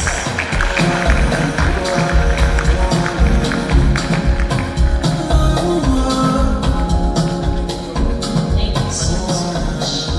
Just listen to the topic Mental Health First Aid by Dr. Lawani Ambrose from the Federal Neuropsychiatry Hospital, Benin. Thank you so much, sir. I'm sure we all learned something from that lecture. All right. Moving on is question and answer section. We're going to open the floor now before we take the next lecture. But right before that, we had the privilege of having in our midst this afternoon the representative of Oedo Federal Constituency at the House of Representatives, Honorable Engineer Esosa Yahweh. You're welcome, sir.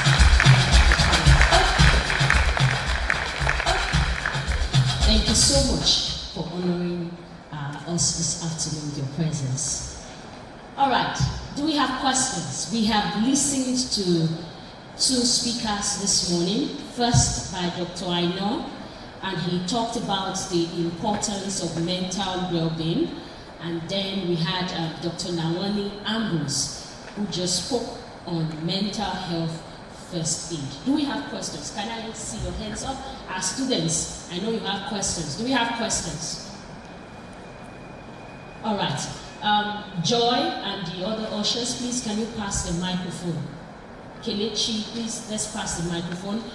When the microphone gets to you, please do well to introduce yourself. So let's know you. In a bid to connect with you, just like Dr.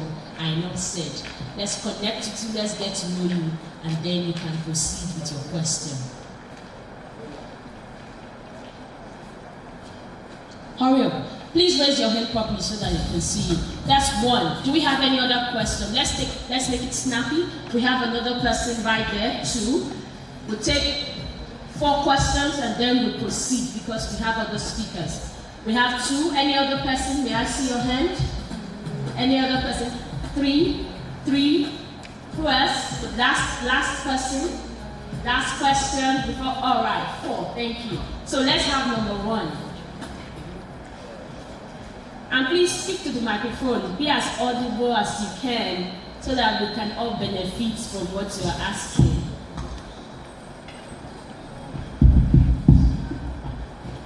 Good afternoon, ladies and gentlemen. My name is Ebelewe John, and during the course of study, I would like to ask my question based on emotional wellness.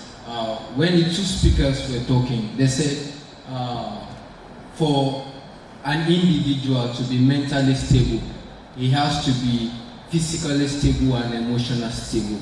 Now, when we are talking about the emotional stability, I was expecting them to dwell a little bit on it, but I don't know whether I lost concentration. I couldn't grab anything about the emotional stability. Now, the second speaker was talking about stress, how to cope with stress. I want to ask a little question about that. We have something we call eustress, that's the positive stress. Stress you gain from probably when you're getting prepared for marriage. Is it another, like that particular stress, can we relate it to mental instability? Thank you. All right, please, I hope we're taking note, speakers. Number 2. Number 2 is right in front.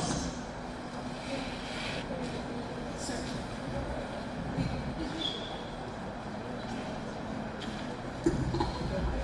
Don't forget to introduce yourself. Let's know you.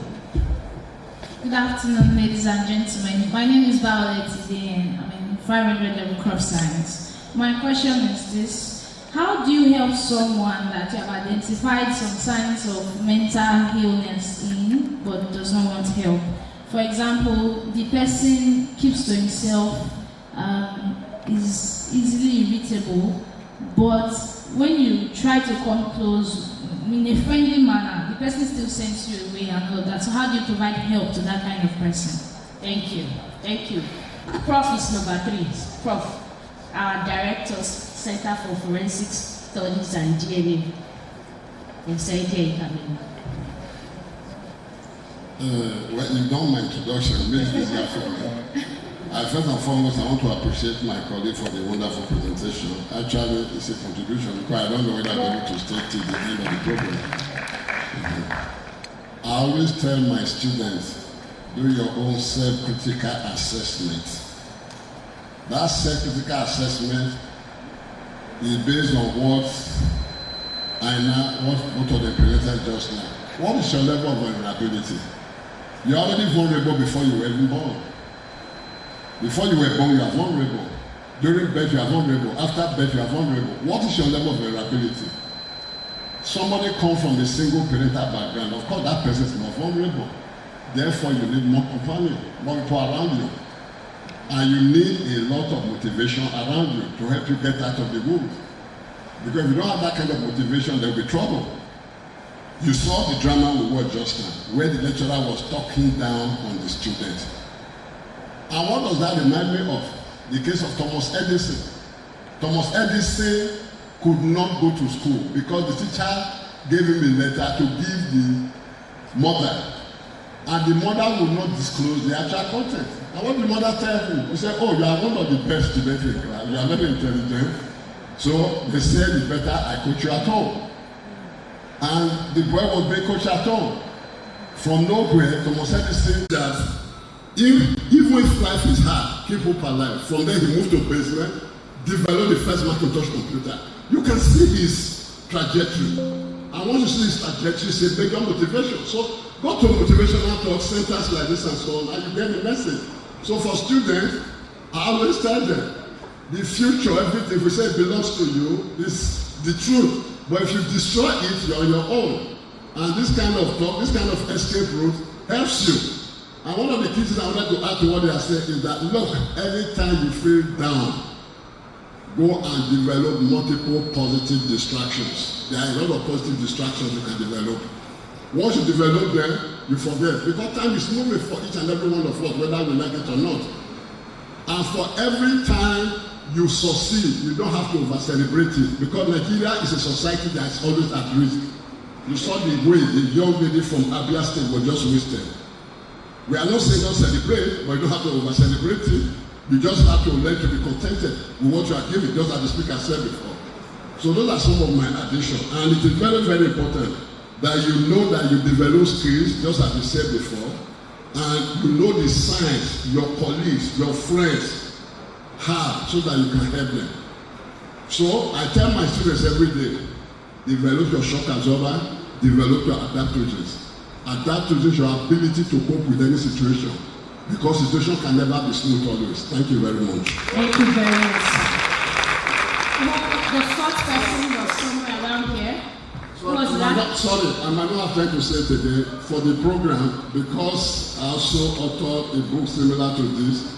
I will just donate 2 copies to you. I'll get it from the very front. Thank you so much. On behalf of my director, Professor Adekule, we say thank you, sir. The last person for this Q&A session before we proceed. I'm sure we're getting value for being here today. If you are getting value, say yes. Yes. All right. Thank you so much. My most valuable person in that drama. Good afternoon, everyone. I am Ibrock and Victory. I'm a now Iberia. 200 level students, ENL, English and Literature Education. So my question is, if, let's say, okay, my mom, my dad, or someone older than I am, is the one I notice is going through mental issue or mental challenge, how do I talk to the person about it? How do I make the person see reason? Do I go and meet the person and be like, okay, mommy, see, this is it, this is that, or I need to refer them to someone else? Who do I refer to? Make that person get help. Thank you. Thank you. Who goes first, Dr.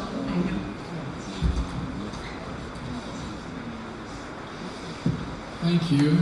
Emotionally stable. I'm not too happy, I'm not too depressed, I'm just in a good frame of mind. To my right is when I get too happy, I get too excited, I can shift to the right. I become too excited. And when I get too excited, I can think that I'm the Almighty. I can think that I'm all in all. Everything revolves around me. That is just one extreme. And also to my right, I can get very angry. I get very angry and I begin to slap everybody seated here, call them all kinds of names. I've shifted from my place of being stable in the middle to the right, and that becomes an abnormality. Now, in my place of stability in the middle, I can also shift to the left. That's when I become unhappy and depressed. And in that situation, I'm just crying. In this hall now, nothing has happened that should make anyone cry. But you see me from the beginning of this meeting to the end of it, I keep shedding tears. People come to know what's happening, I can hardly say a word. I'm just shedding tears and all of that. If anything, I will tell them that it is my fault, that this hall is not full. I didn't do enough publicity. It's all my fault. Everything is upside down and all that. That's to the left. So what is expected is for us to maintain that middle point where even though sometimes things can happen that can make me to shift to the right. For example, things can happen to make me to be happy as a student. If I just passed an exam, I can actually be happy. But I don't have to be too happy and jump on top of the roof because I'm the happiest person who has just passed an exam, because it's not the first time people are passing exams. And if my friend, the normal response to being made angry to an abnormal response, that is instability to the right. And then, of course, I feel so bad about the 1,000 I've lost and I keep crying from now to tomorrow. They give me a replacement of the money and I'm still crying, then there's a problem. So that's what we mean by emotional stability. We must maintain that middle point. Even though challenges and stress come our way, we need to come back to that point of cry out and seek help. So that's a simple way of explaining emotional stability. Violet today had talked about how to get help for someone who has a mental illness but does not see the need to get help. Well, the way to go about it is to try your best to move close and be a friend to that person. If you try to talk to him, you see, we have been taught today that we should learn to be able to make friends, to connect. We have been taught to learn to be confident, to try and relate and all that. I want to say to every young person here, for all human beings, everybody at one time or the other feels inadequate for whatever reason. And so even if you meet the president of the country today, if you can be bold enough to talk to him, he will listen to you about some issues, if you can be bold enough to talk to him. So every human being has that possibility of that vulnerable point wherein if you make an attempt, you can be confident enough to talk to them. If you think they're not listening to you, what you say makes a mark and it will be registered in their mind. So if you talk to this person who thinks that he or she does not need help and say to him, the way you have been feeling, you've not been sleeping, you've not been eating well, all is not fine, I think you should go ahead and talk to the doctor. He may not respond to you now, but that little word you have spoken is one step in the right direction.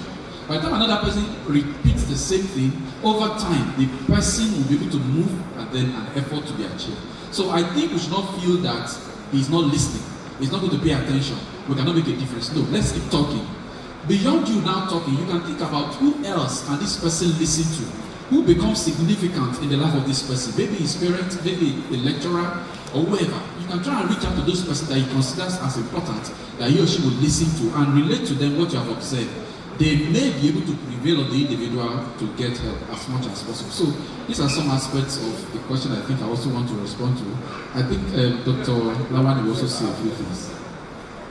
Very much like my colleague, Associate Professor Anna said, the clergy play a big role in that direction, where you find most of the time people are able to come, especially the question by one of the participants, as somebody who is senior to you. You know that at least most of the time the clergyman or his man, you can listen to them. You, like we said, don't be judgmental. It's your approach of communication. If you make it in an appropriate manner, the people will be open to seeking better professional help. I've had several.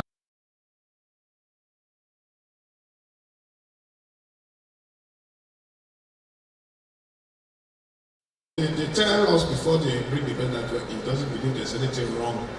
But after the interview, we make the atmosphere, and they come and you interact with them. And by the time you probe the person will now agree that really these are signs of some problems. So Again, expertise is involved. You know, like I said too, you know, the entire spectrum, like Professor D talked about, it's not just about giving only tablets and injection, you know, because the illness will live in 3 days.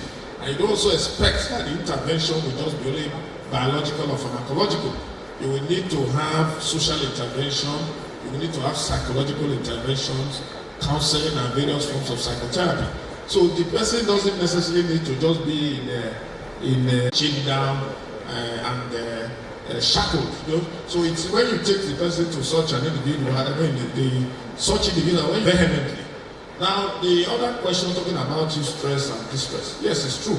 Hansel was the one who developed the concept of eustress. Talking about eustress, being positive stress, the one that maybe athletes face before competitions, the one students face before examination, which spurs you to achieve more. But of course, this stress is the kind of stress you experience, and it makes you to feel sad, makes you weighed down, makes you fatigued. You know, you are not refreshed, and of course, it brings you down. And so that's the difference between the two. So if you now also feel that you are not experiencing distress, like you talked about the marriage, marriage is a positive development, it's a life event. And it's a phase which people should go through, the not intimate with another individual. Then you can now get into the stage of generativity, having children, growing up. It's all part of, at the end of the day, you will now have self-actualization. So it's a positive thing. But again, if you say you want to do your marriage the way Aliko Dangote's child will do it, these are the things that bring up stress. You know, there is no marriage people will do, and they will say they have never seen this kind of marriage before. There is no marriage people will also do. They will say this is such a bad marriage, you have never seen this kind of thing before. And this is where counseling also comes in. So when you are preparing for such, you will know your size. Thank you very much.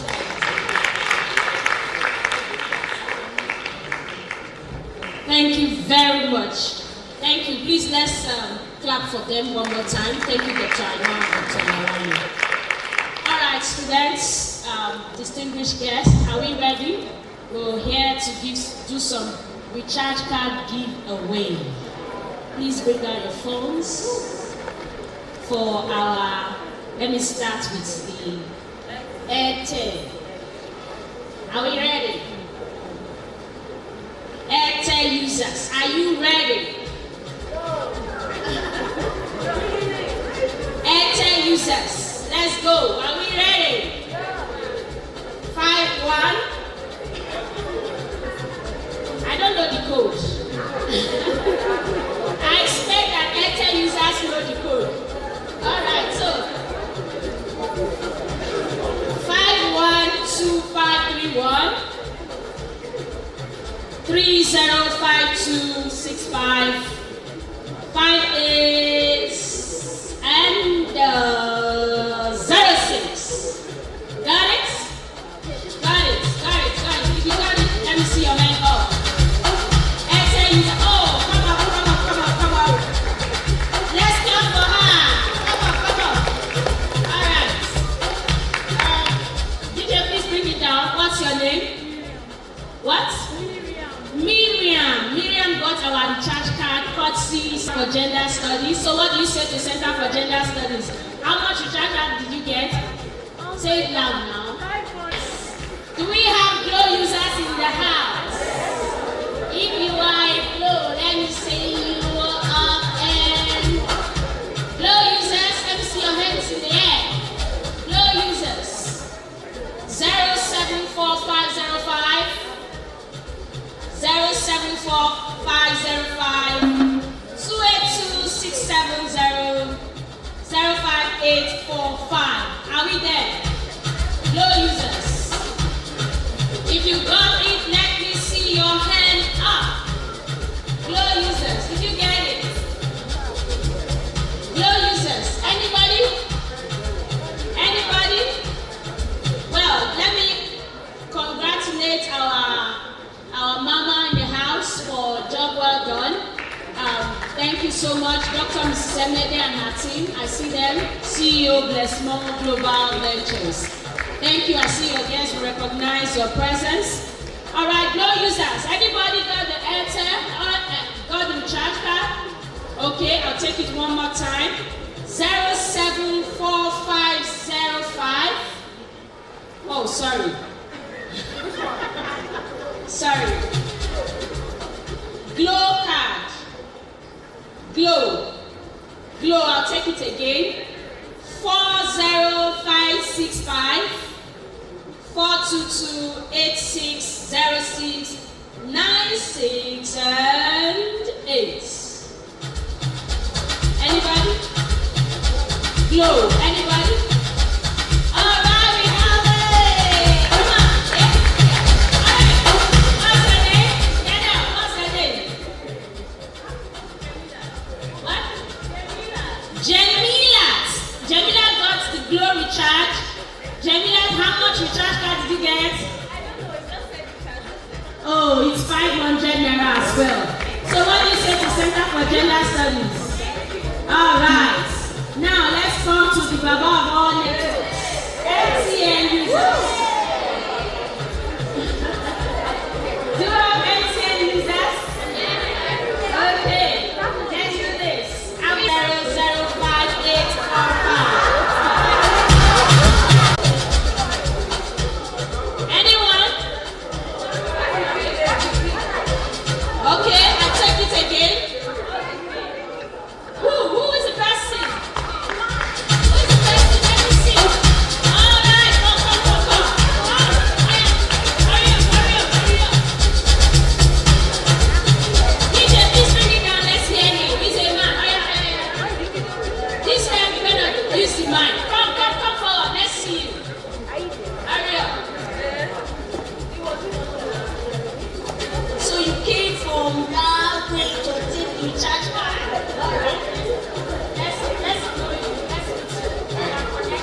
Good morning, ladies and gentlemen.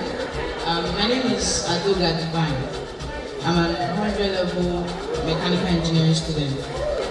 So the recharge card was 500. Thank you very much, Center for Gender Studies.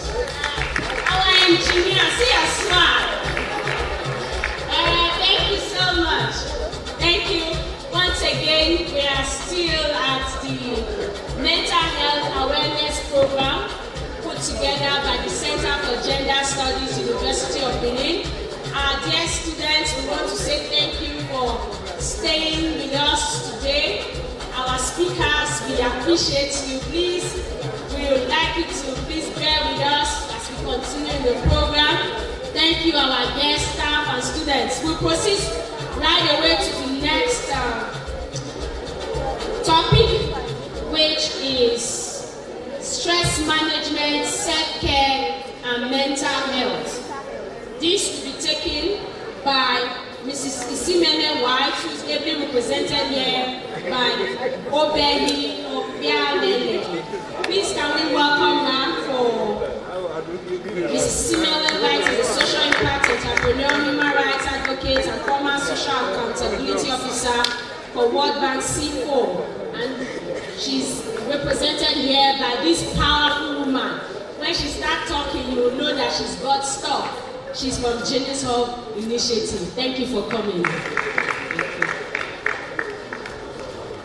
Great Nigerian students. Are you still here? Great Nigerian students. Great Unipen students. Please, I want some volunteers. A few volunteers to just come here. Auntie, this auntie will act well. I nominate you by myself. I just want a few volunteers. Maybe before we do that, let me just quickly remind us, take a sip of water. I took my water with me. Take your water, so that we can be practical. The things we are learning here today will be practical with them. Take water. Come on stage. Well. Yeah.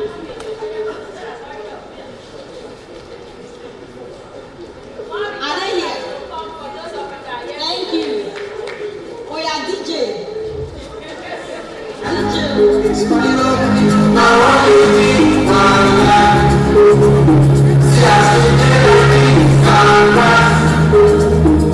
I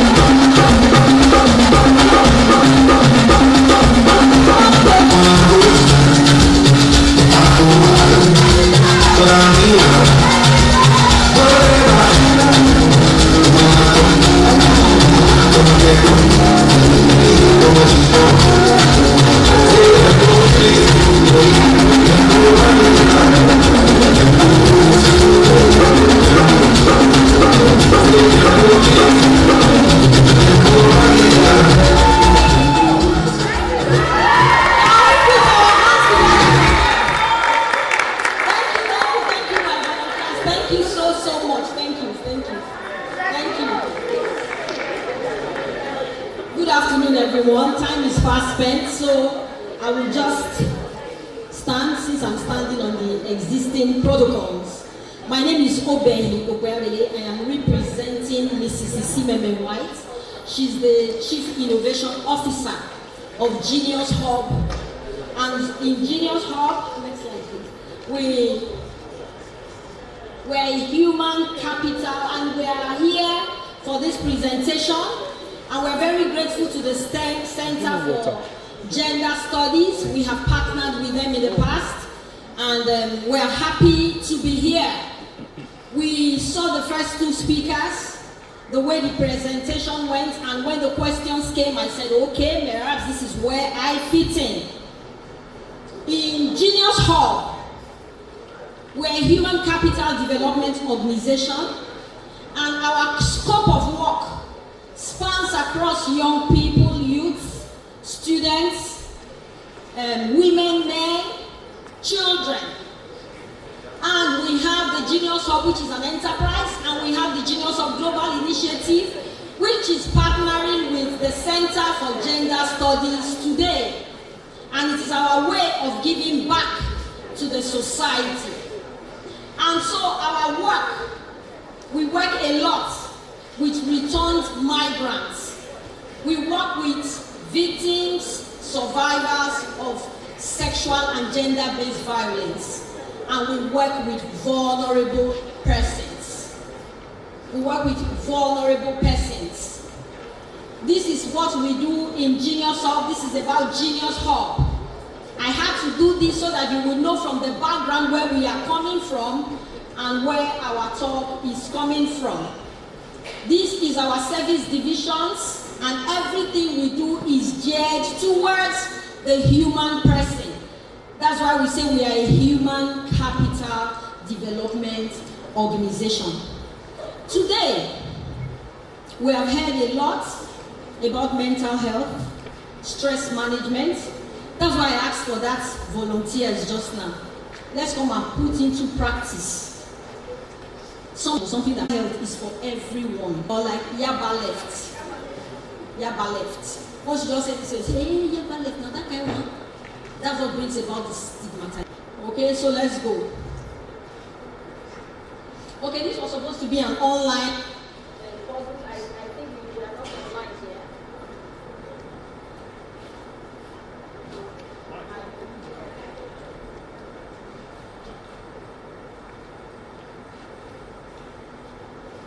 Next slide, please. Okay, so we have talked a lot about mental health, and we have seen that it's our state of well-being that enables us to realize our potential and to cope with our normal stresses of life. I just told you just now that there are some persons we deal with in our organization, returned migrants, who things have happened to, and we do not consider such situations as normal stresses of life. So they will need our help, they will need our attention, where we work productively and contribute in certain situations that cause great distress. For example, the recent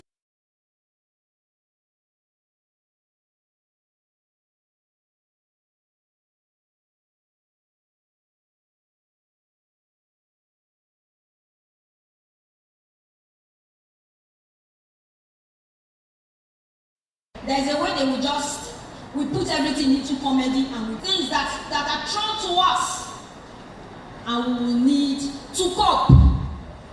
Now from these our illustrations, we can see, well, that other picture there is the partnership we have with the Center for Gender Studies. I think this was last year when we had a market awareness at Uselu Market, where we went to enlighten the women.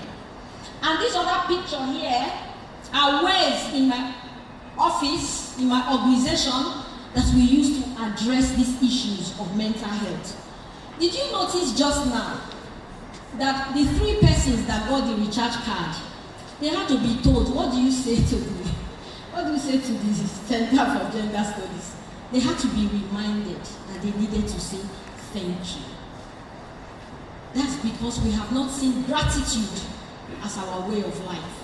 And so we have a tool that we use for everyone that comes in contact with us, and we call it the gratitude treasure box. The gratitude treasure box, where we give tell us what you are grateful for. And this tool has become so effective. They tell you how much pain they are facing. And we say to them, do you know you still can be grateful for this pain? The use of gratitude as a toolkit when we are talking about mental health, stress management cannot be overemphasized. We even use it for little children. I tell you a simple story of a young child who said to me from his box when he painted it, I said, why did you use this color? What is this? What is this? He said, there's something my father is going through at work, and it pains my heart. I was shocked. I said, how do you know what your father is going through at work? He said, I overheard him telling my mother, and it pains my heart. He could not have said it to me, but he represented it in that painting that he did for me. I had to call his parents, and we had to speak with his parents. For a little child of 10 to say, it pains my heart. So the treasure box, then we also use it as a tool for people who are very aspirational. Or there's something you want to become. It's not within your reach yet, but you have the aspiration. You can be grateful for it. A woman said to me one day after we did our life skills, because we have a robust life skills, mental health and psychosocial support training. And she said to me, I didn't know, I thought I was a quiet woman. I didn't know I was suffering from low self-esteem. I just didn't say I'm quiet. Now I don't see my trouble, not be say I'm quiet too. I get low self-esteem. So I said, what are you grateful for? She said, I have discovered that I have low self-esteem, and I am ready to work at it. I'm ready to come out from it. And so that's our work and our journey with mental health and psychosocial support. As we can see, it has to do with the mind, our thoughts, our emotions, our feelings and behavior, and the interaction with our environment. Man is a cultural being. And I am grateful that I am African and I am Nigerian. We are cultural beings. We cannot remove that from our existence. So these foreign things, these foreign ways that we are trying to live now when we build fences, the fences are not just physical. They are also there. We have built walls. I don't know my neighbor does not know me. I think it's un-African. It is un-African. And I make bold to say that that is not the way we were created. And that's why one of the takeaway from this, our interaction and conversations today, is the very first point the first speaker made when he talked about connection. We must continue to connect. People just live in isolation these days. I don't curse them, they don't curse me, I am good. We have seen from today that that is not enough. We must interact, we must be deliberate about it.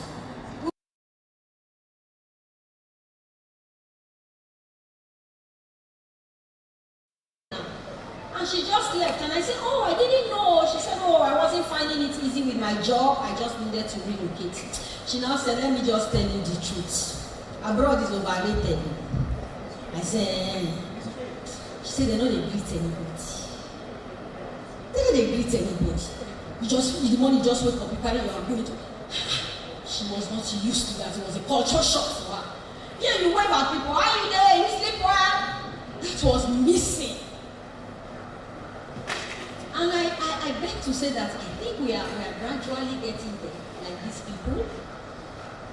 And it is a pity. That's why our young persons are finding solace in drug. That's what we just saw in our drama. Next slide, please. And so these are some of the activities that we do when we are talking about, when we are in our organization. This is how we attack mental health and issues that have to do with stress. Someone asked a question then to say, oh, does it always have to be medication? No, it does not always have to be medication. That's why I'm happy that the center, Professor invited us to be here. You can see this exercise we were having here. And we all laid on the floor for a while. These are our staff. Then we also do what we call team bonding. In the office, a day, we just say, oh, we are cooking today, team bonding, and everybody is happy, everybody is laughing, we bring all the things. That's my boss, she's not here. We are turning stew, and they say, what is happening in the office environment? Because of the work we do. Then the other one, those days, I don't know, students, you people still know how to do that thing. You know, computers, phone has really taken a lot from us. I saw a post the other day that the internet helps people who are far away to be close, and they help those who are very close to us to be far away. That's why you can be at table, you are eating with your children, they are talking to people very far away. They're not talking to one another within themselves. That's how we are living now. Those days growing up as a little child, I'm Ishan, I grew up from Ubiaja. Once it's evening, you come from school, you have finished everything. You see where we are headed? They don't even know. I'm sure if they see children playing this, oh, this. And so we try to bring these things up. We try to bring them up in our approach. That's the genius of approach in tackling these things. Next slide, please. Then we have paintings. Paintings, a lot of paintings. It was through painting that child I just talked about told me we have been able to discover a lot of things. Recently, a young man painted this face mask for me. You know, we see everybody dressed fine, and we say, how are you? We say, I'm fine. Then you now say, how are you really? We say, I beg me, I tell you something. And so on the first side of the face mask, we say, paint the one everybody sees. How are you? I'm fine. Then on the reverse side, paint the real you. Then come and talk about it. This young man got up. He told me he didn't want to talk about it in public. He's allowed. And so he came to me one-on-one. And he said to me, I think that he taught me more that day than I could ever have done for him. In explaining that his painting, he said to me, this is the pressure I feel on the inside being a young man. Everyone wants us to succeed. You want to succeed. What you see on the internet. And so there is pressure on the inside. He couldn't say it, but he could paint it out for me on his inside. The pressure that he is facing. And so we know at what point to come in with our therapy when dealing with these young ones. Then we have the gratitude treasure box that we take to school, like I just spoken about it and all that we do. Next slide, please. And we have taken this training of mental health and psychosocial support to schools. A proprietor invited us and said, come and train my staff. This holiday, I just want them to relax. Come and train them in your life skills, mental health and psychosocial support.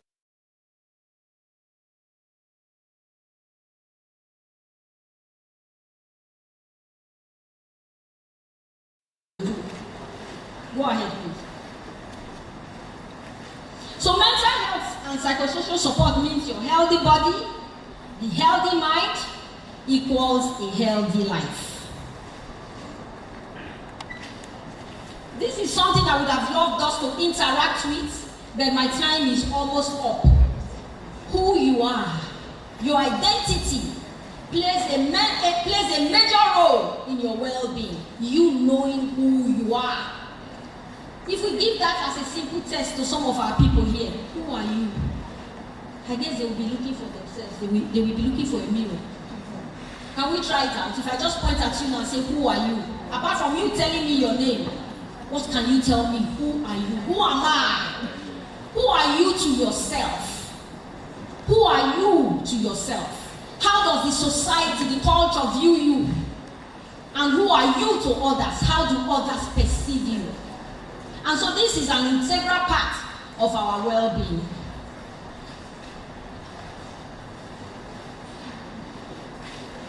Aha, there's a brain teaser here. Please, can you show well?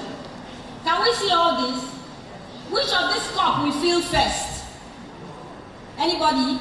We have 7 cups here. 1, 2, 3, 4, 5, 6, 7. Please look clearly. Which one we feel? How many people say 5? Who said 5? How many people said 5? Let's see your hands up. Okay. Somebody else is saying 1. Are you looking at this thing very well? Look at it very well, oh. Okay, somebody said number 1. Number 6. Not everybody has said all the numbers.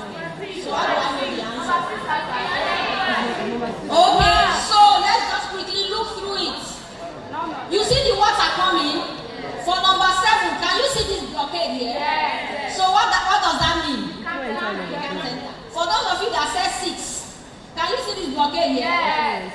So 6 cannot be. Okay. For those that said 5, can you see this? Yes. So it's not 5. Very well.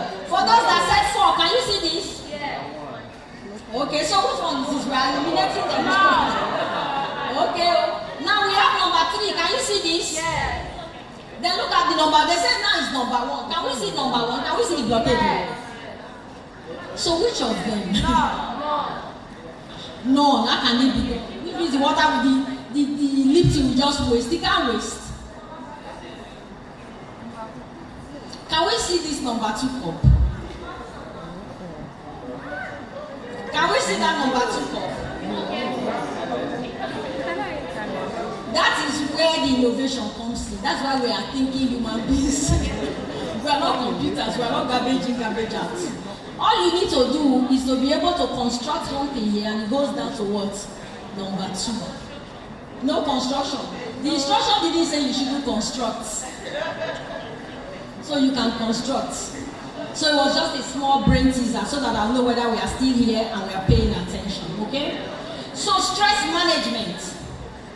Stress is a normal physical response to events that make us feel threatened or upset. We have talked about stress. I want to respond to that question where the person said, is there positive stress? Yes, there is. I tell my beneficiaries, there's an amount of stress you need to take you to the next level in life. If that stress is not there, you will not move. So that stress is positive stress. We had an example just now, somebody who in the morning is sleeping in the hostel, in the afternoon is sleeping, evening is sleeping. Nothing is challenging this person. He won't move. Oh. Next year you will come, you will still be sleeping on that bed. But there's an amount of stress that you need to get up and attend to issues.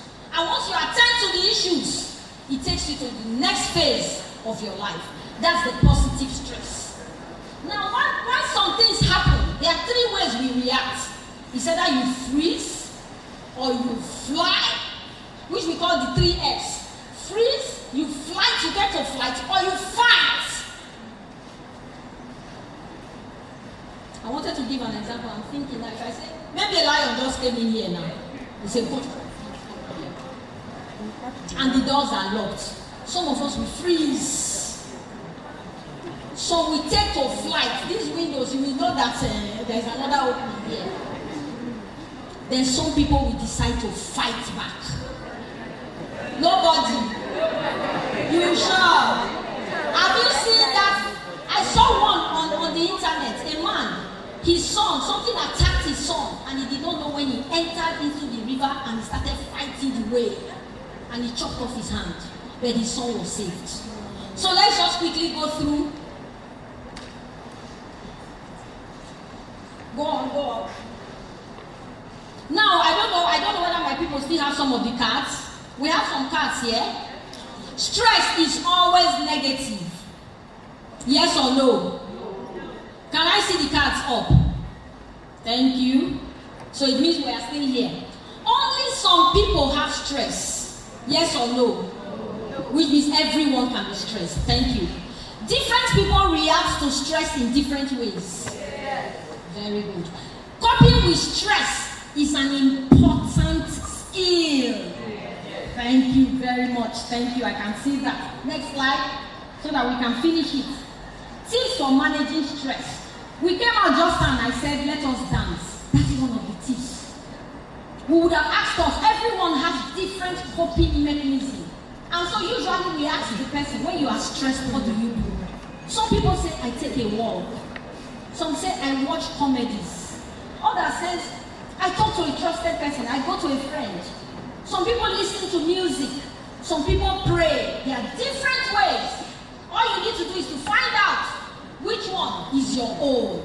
That's what we all have here. Take a walk, exercise, jog, run, play, eat a healthy diet, take a round bath, shower. We all have our ways of coping with stress. Go on, so that we don't get to self-care. So these are some of our activities. Now, this next one. Have you ever felt this? Withdrawal from friends and family. Loss of interest in activities you used to enjoy. Using alcohol or emotional and physical exhaustion. Changes in sleep pattern. Go on. If we have felt these things, then beware. Beware because you are going to burn out if you don't take time. We all have dreams, but if you do not look after yourself, you will burn out. The dream will be there, another person will fulfill it, you will be burnt out. And so that brings us to the message of self-care. You cannot fill from an empty cup. You have to get filled first before you can fill others. And so self-care, we need health information, awareness. When you are deliberate about your self-care, this is how everything fits in for you. Let's go on. I want to quickly talk about that quote. This is a quote from one of my favorite authors. His name is Anthony de Mello. He was a Roman Catholic Jesuit priest. He said, live your life as you see fit. That's not selfish. Selfish is to demand that others live their lives as you see fit. Anthony de Mello. Living your life as you see fit. Go on. It's not selfish. You're taking care of yourself. Some people do not know that no is an answer. Your friend comes, he says, oh, can we quickly go? If I don't follow him now, you can say no. No is allowed.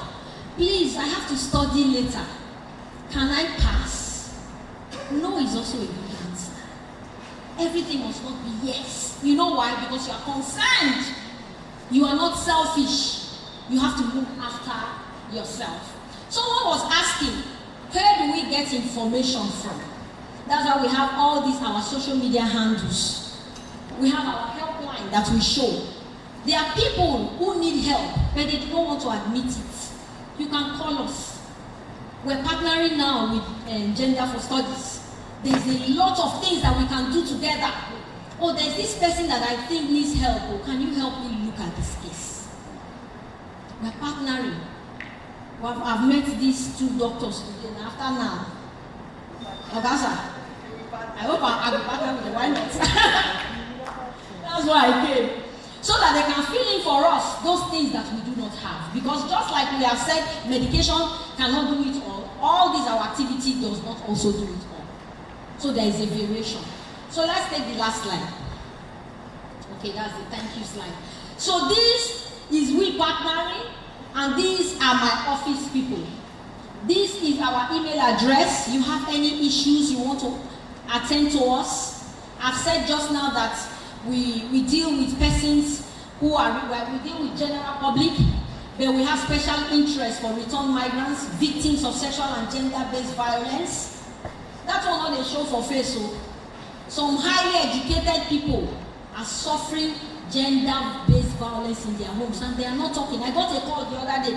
He said, I beg this woman, I'm not telling a big person, very big person. She don't want to call your office, a big person. Help me. Then they beat and well for us. They feel talk. So there are issues that we are going through, and we need stuff. So I will just end with what we call the ABC of stress management. The A is the awareness, and so we are grateful to the Center for Gender for bringing this awareness. Our C is the one that we have been talking about since. Connection, make connection. No man is an island. And So with this, I say thank you for this opportunity to talk, and I hope that we meet more and continue to interact.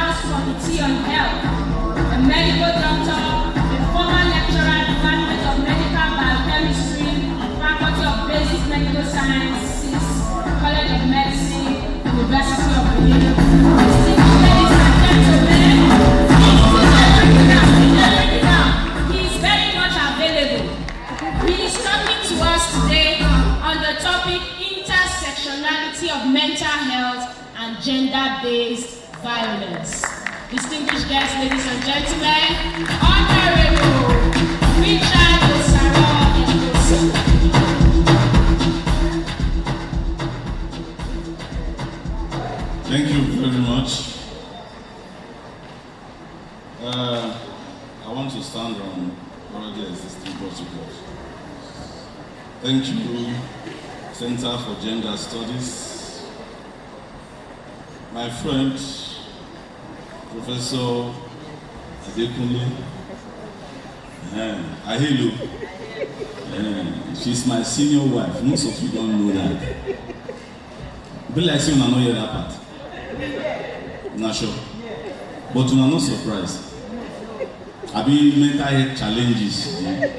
Students, I'm not talking to my guys in front, I'm talking to you people. Yes, we're looking at a very interesting topic, intersectionality of mental health and gender-based violence. Abusing a woman. And the second one showed what? So not the only, not female. Just that in this part of the world, it's more of what? The male abusing the female. So this presentation, go back to that slide, please. If I don't say next slide, don't move. This presentation explores the interactive nature of mental health and gender-based violence, highlighting the importance of recognizing intersectionality in providing support, and also discusses the complex factors influencing gender-based violence in Africa. Gender-based violence. I will do definition of terms. Mental health has been defined, but simply put, is a state of psychological, emotional, and social well-being. That's mental health. 3 key words: psychological, emotional, social well-being. And then, what about gender-based violence? It's an act of abuse perpetrated on persons. And this abuse is deeply rooted on inequalities of power between a man and what? A woman. So when we talk about, So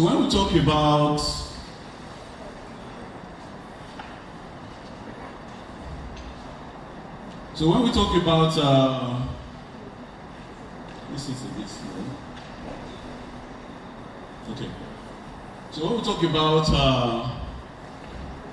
intersectionality, to many of us it looks like a big word, but actually coming from that door and stretching to this podium, and another road coming from this door and stretching to that other door, they definitely will cross, isn't it?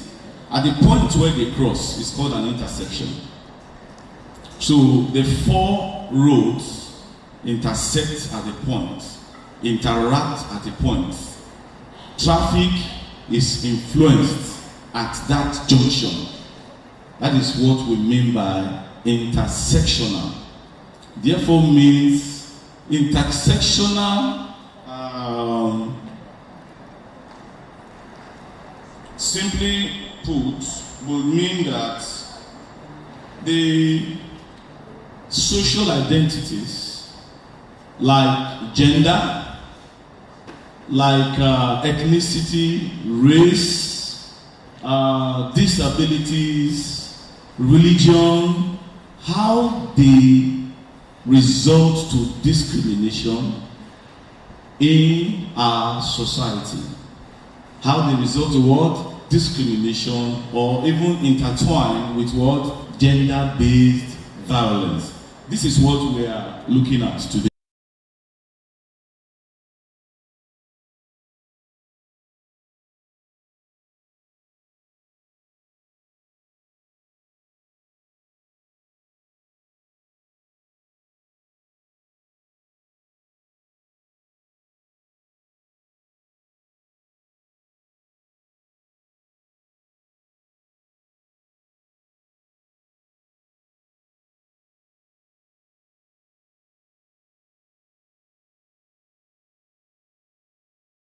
Multiple individuals or individuals with multiple marginalized identities may face compound challenges in mental health and gender-based violence.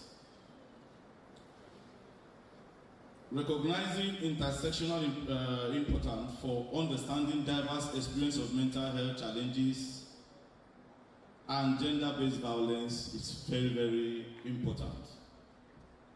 So we find out that somebody, for instance, let's just paint a picture of intersectionality and how it relates to gender-based violence and mental health. Take, for instance, somebody, a woman that is black. She works in an environment where she has more of white people. She is a Christian, and in that environment, they have more of Muslims. What do you think that woman is likely going to face in terms of what? She's going to face what? Discrimination in terms of her race, her color. She's going to face discrimination in terms of her gender because she's a woman. She's going to face discrimination in terms of her religion because she is a Christian and she finds herself in the midst of Muslims. So we find out that this can translate to an unhealthy environment for our mental health. This is how it connects. An ability to manage that environment will either affect our mental health positively or what? Negatively. That is why this topic is particularly very interesting or important. Sorry, my phone keeps bringing out a security code. Yeah, so let's go to the next slide.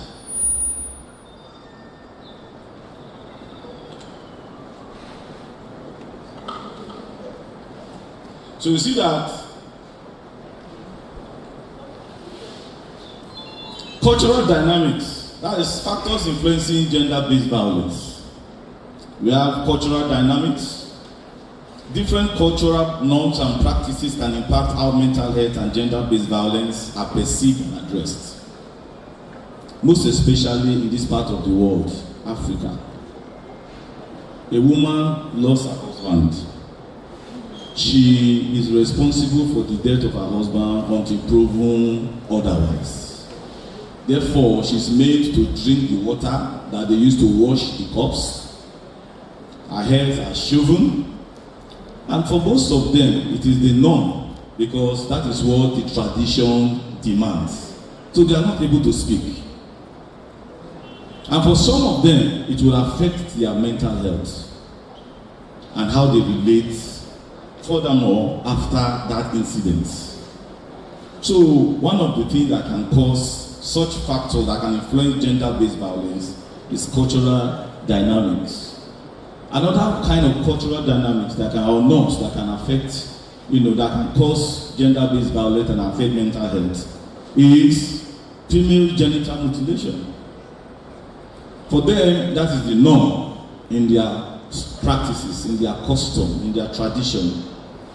But to the person that is affected, some of them may become traumatized because I have seen a case where the lady is already adult, but when she visited her home and she was to get married, the culture demands, the tradition demands that she must be circumcised. And the circumcision we are talking about is not just the clitoral circumcision. They remove almost the entire labia minora. And the woman was in pain for days and weeks. That subjects her to other things. No more sexual pleasure. She's emotionally traumatized. She does not understand anything again about what she's now numb. So this is an example of gender-based violence already affecting the mental health of the lady. Another one is stigma for mental health issues.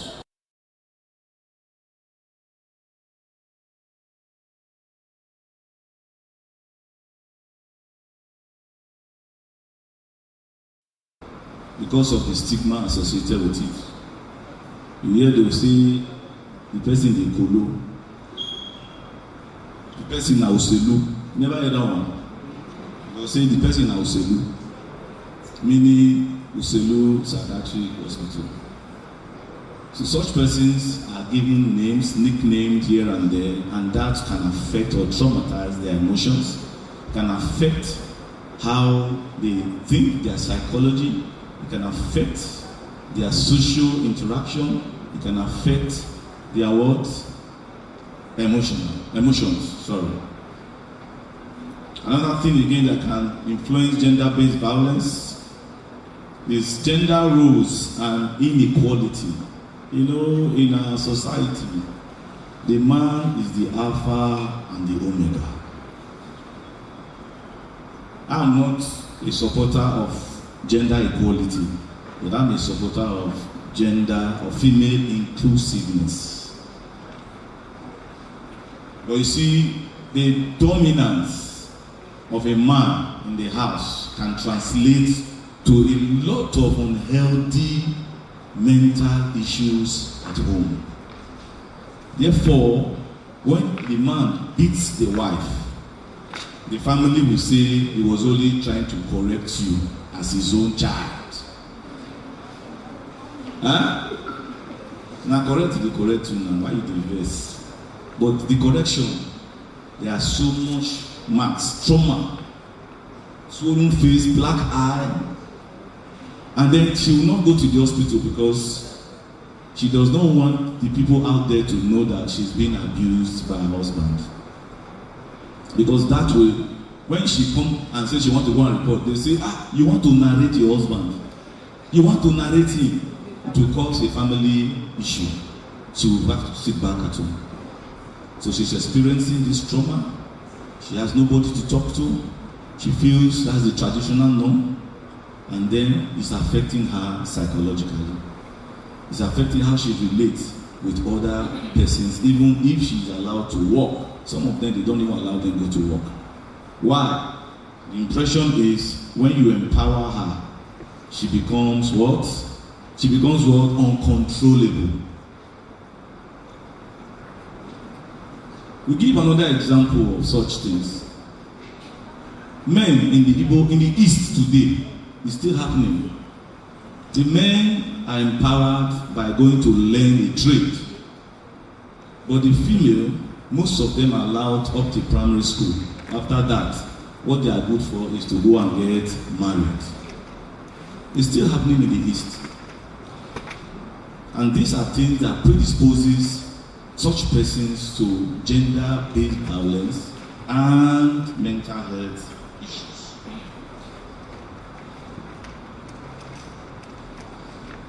Then we also have conflict and post-conflict setting. The context of gender-based violence can escalate. For instance, during the Nigerian Civil War, let's not even go far to the Civil War, but during war, female can be raped, male can be raped, and they start experiencing post-traumatic stress disorder. They start experiencing depression, suicidal tendencies. They can't even talk to anybody. I had a case where a woman, our modern day now, insecurity, kidnapping. The woman was kidnapped. She was rushed to the hospital after she was released, after paying ransom. A married woman. And she told them she wants to see the doctor. What's the problem? She will not say anything. So she just entered my office. And the next thing she busted out crying. Madam, what is it? Because I know her very well. And she said she was kidnapped. But even during the kidnapping, she was raped several times. And that she wants to do HIV tests, hepatitis, and all stuff. She wants just to be sure that she has not, been infected. For a number of weeks, she was not herself. Any sound in the kitchen, she jumps out of her sleep. That is already affecting her what? Her mental state.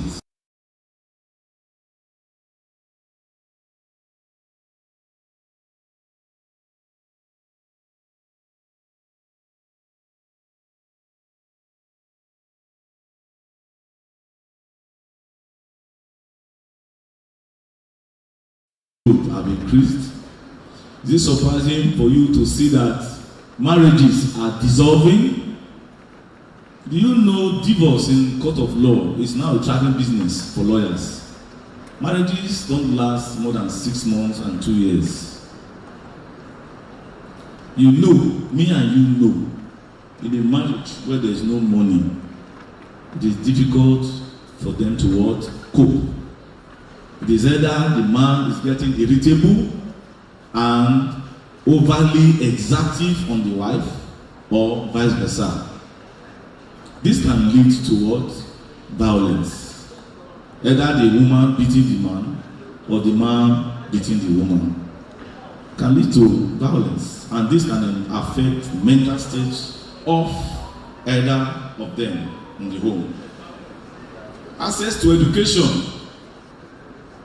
The reason why some persons can't marry a woman who is educated is because they feel they can't cope in the house with such a woman. They will always fight. And some society, they believe the men are the ones qualified or entitled toward education. The women are supposed to remain in the kitchen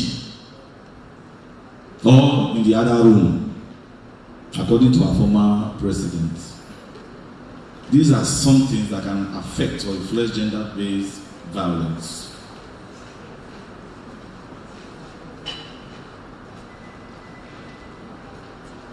Sorry, I'm not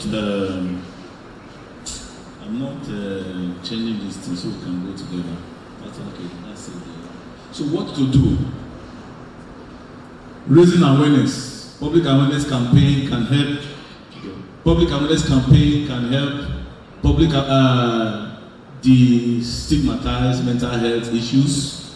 When you educate people in the public, tell them if you are being sexually abused, don't feel ashamed to talk. This is the only way you can be redeemed, you can be helped. When you are being abused at home by your spouse, come out and speak, because spouses fighting among married couples have led to death several times, inadvertently or advertently. Then we have legal reforms, strengthening legal framework to protect survivors and hold perpetrators accountable is essential. Because if perpetrators always have their way in the court of law, maybe they can bribe their way out or nothing happens after, this gender-based violence will continue, and the issue of mental health as affected will also be seen. Mental health services, investing in mental health infrastructure and service to provide accessible and culturally appropriate care. In the whole of Benin, for instance, we have just one center where we have in Iselu, the Federal Psychiatric Center, isn't it? I'm not aware whether there's another one again. UBTH, but the one people know is Iselu. And so we need more. Because, for instance, in the house, we are trying to pass a bill to eradicate our streets of lunatics. The problem is now, if you remove them from the street, where are you going to put them? Can the psychiatric Uselu contain them? No. So you see that we need more facilities for this, mentally challenged persons. Then, of course, we have capacity building. Empower the women. Let them go to school. Gone are those days when they say a woman cannot read medicine. It's a family. If they are to choose who will go and read medicine, even if the desire of the woman to read medicine, they will tell her, sit down, let your brother go and read. He's a man, you are a woman. We pray someday one big man will come and marry you, and you go and be enjoying. But sometimes those kind of prayers are not answered. But she has to eventually get married. Right?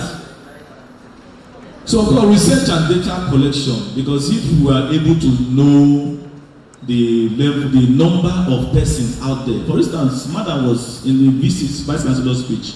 He said over 20 million Nigerians, if I'm not mistaken, have mental health issues, one way or the other. 20 million is a big number for a population of what? 200 million. Isn't it? These are factors affecting,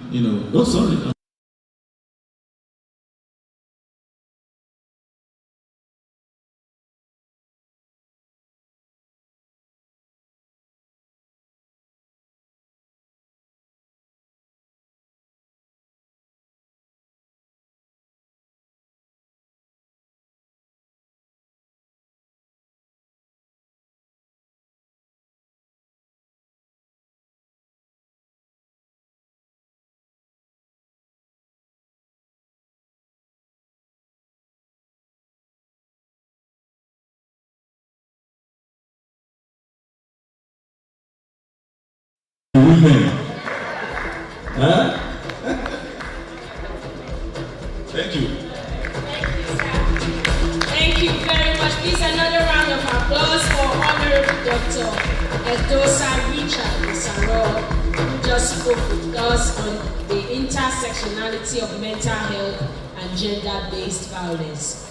On that note, we will postpone the giveaways of recharge cards. I assure you there's still a lot more to be shared, and other giveaways too. May I quickly take the next and the last speaker for today.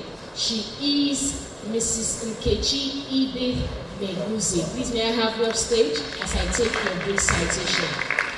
A round of applause for her. She's been here since morning. Thank you for your patience, ma'am. Thank you so much. We appreciate you. And thank you all for staying. I'm sure you are getting value for your time. All right, DJ, please bring it down. Ladies and gentlemen, we have Mrs. Nkechi Edith Meguzi, a professional social worker and currently works with Edo State Task Force Against Human Trafficking.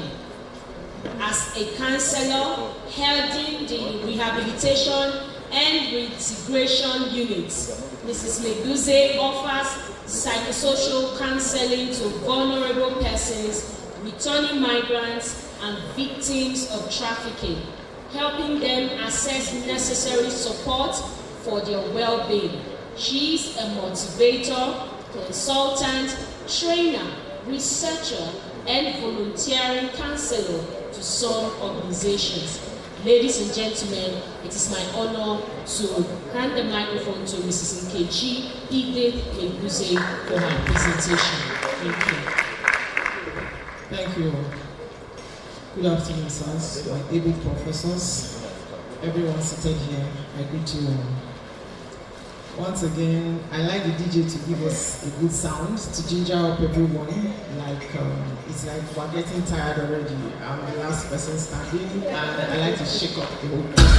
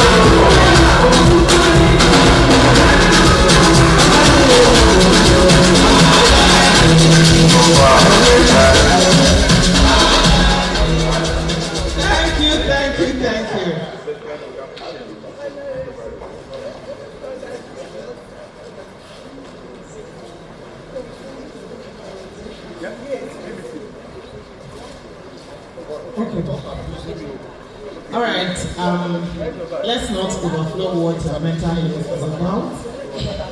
Next slide, please. This is a counseling perspective to mental health awareness. Definition of mental health has been overflowed already. Next slide, please. Mental health awareness as it affects you, me, and us. We cope with stresses and stressors on a daily basis. It's not a new thing to us. Dr. Aina said a lot here, so I think I picked some things as a learner too, and a researcher. I greet you, sir. You're welcome. Next slide, please. Mental health and self-esteem. I'll talk about the three major kinds of self-esteem among many. One is the overly self-esteem, the second one is the low self-esteem, and the third one is the very best of self-esteem, where you are just standing on the line, as he said, You are not too much on this side, and you are not too much on the other side. You are able to maintain that equilibrium, which makes you a better person mentally, so that you don't tilt too much to one side, and then you're suspected to be having some mental issue, either positively or negatively. So I'm actually learning. Next slide, please. Okay, these are the three major type of self-esteem, as I mentioned earlier: the low self-esteem, the overly high self-esteem, and the healthy self-esteem. Next step. This is talking about the overly high self-esteem, people that are overly rating themselves. They were arrogant, self-indulgent, they express feeling of dictatorship, not knowing who they are hurting. They just want to be attended to first. Next slide. This is the low self-esteem. The people that belong to the category of I can't do it. I am worth nothing. If you say you can't do it, then who will? This is where we say talk to someone. Seek help. You sure will get someone. Because I've had experiences where we're training people with Genius Hub in particular. And you hear things like, I've been trained in this and that, but I still can't learn anything. Because why? They can't think for themselves. They just believe somebody has to do the thinking for them all the time. And it's really not helping. So at that point, I do things like, I'm giving you such and such a time to come up with what you think on your own. I need you to come up with something you know you can do. So at that point, they are forced to think real deep to pick something, because I don't speak for anybody as a counselor. So that in case there is a flip side of what you have picked, you won't say, the counselor picked it for me. No, the choice is yours, because life is about choice. You have to make these choices no matter how hard they are. No matter how hard they turn, you should have a stake in your life. When it comes to decision making, you should be able to make choices that will affect you, and those choices you think that will carry you and not the choices others make for you. You don't want to live with other people's choices, but something has to come from you. You have to contribute to your life so that you don't live life thinking my daddy will do it for me, my mommy will do it for me, or my cousin, my sister is abroad, can get it done, and all that and all that. Next slide. This is continue. Healthy self-esteem. Alright, how to sense when our mental health is not doing well. When we are stressed, we start experiencing the following symptoms like that affect our body, like irritability, stroke aggression, the situation where we have little or no control about our minds. You just do things, snap at our spouses, children, words, or even our domestic staffs in the house. It sometimes extends to our office areas or work environments where your junior staff will come and say, Ma, sorry, how are you doing today? You say, get out of my office. Did I ask you to come here and tell me anything? Do I look like I'm sick? Meanwhile, in your heart of hearts, you know that something is wrong, and the expression is written all over the person, and someone just cares and wants to help. You might not talk to the person, but you don't have to hush the person in that manner, because it also has something to do with the person's self-esteem as a person. You know, when they say, I'm a bomb, I send you, I ask you, we women, we do that a lot. So memory issues, forgetfulness sets in, burnout, exhaustion due to work, and all that and all that. Next slide. Mental health and resilience. This is where I come in. As a counselor, I ask these questions. How resilient are you? Personally, family-wise, the kind of friends you keep, who are those people you find around you? How positively or negatively do they influence you? It goes a lot to tell who you are. You see our children today, they do things like, I want to go to BIU. Why? My friends are going there. I want to go to Iyanomo University. Why? Is that far? You say my friends are going there, that's where all of us are going. Come on now.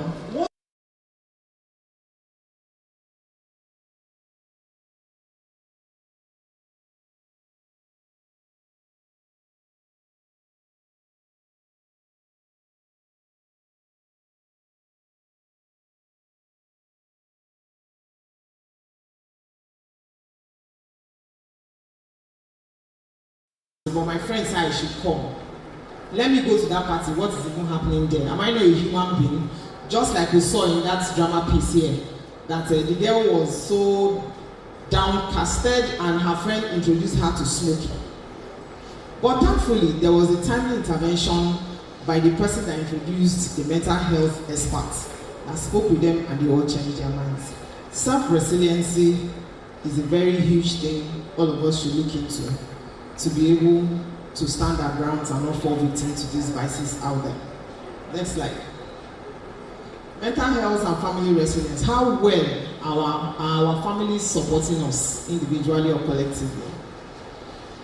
If a lot of us have this background that our family say, see your mate there, see what he has done there, see what she has done there, and you don't fall into those categories, how do you feel? Does it make you feel good? Does it make you feel worse? Does it make you feel less of yourself? If you are resilient as a person, not even your family can put you down. As young ones in the university, I know everybody wants to make money. Money is what is on our minds. Everybody wants to make money, but do we know the processes people go through to make this money? Is it really sweet to make money? Pablo said something. He said, if I tell you what I did to make money, you will fear money to touch it. I was at a burial ceremony yesterday. A friend's father died. I saw some children, some very young children. The oldest of them won't be more than 18 years. I was telling Honorable here. If you see the way they were throwing money in the sky, and people were rushing this money.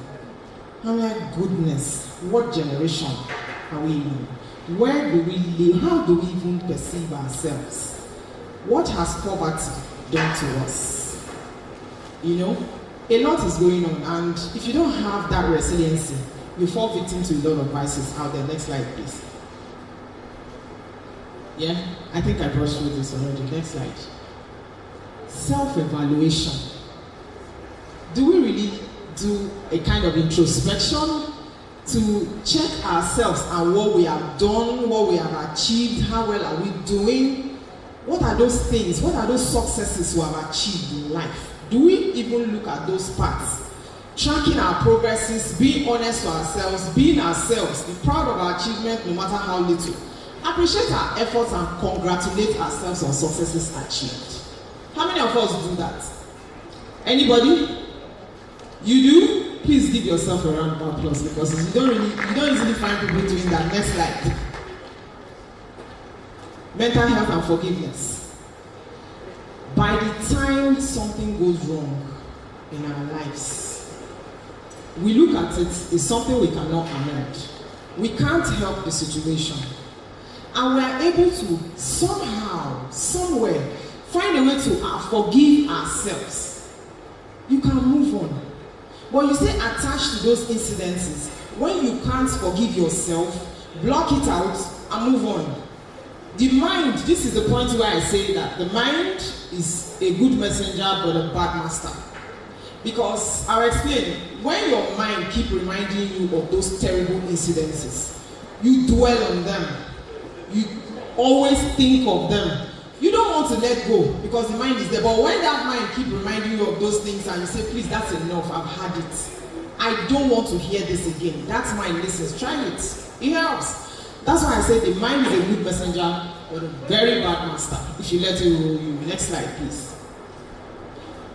Okay, still on forgiveness. The importance of forgiveness is that knowing that forgiveness is for our own sakes, for our mental health, our mental well-being, we learn to activate relaxation techniques that has been spoken of, playing music, games and all that, concentrating on what we can cope with and control, being agent of change around you. You know, a lot of us are very good at advising others when we have already experienced these things.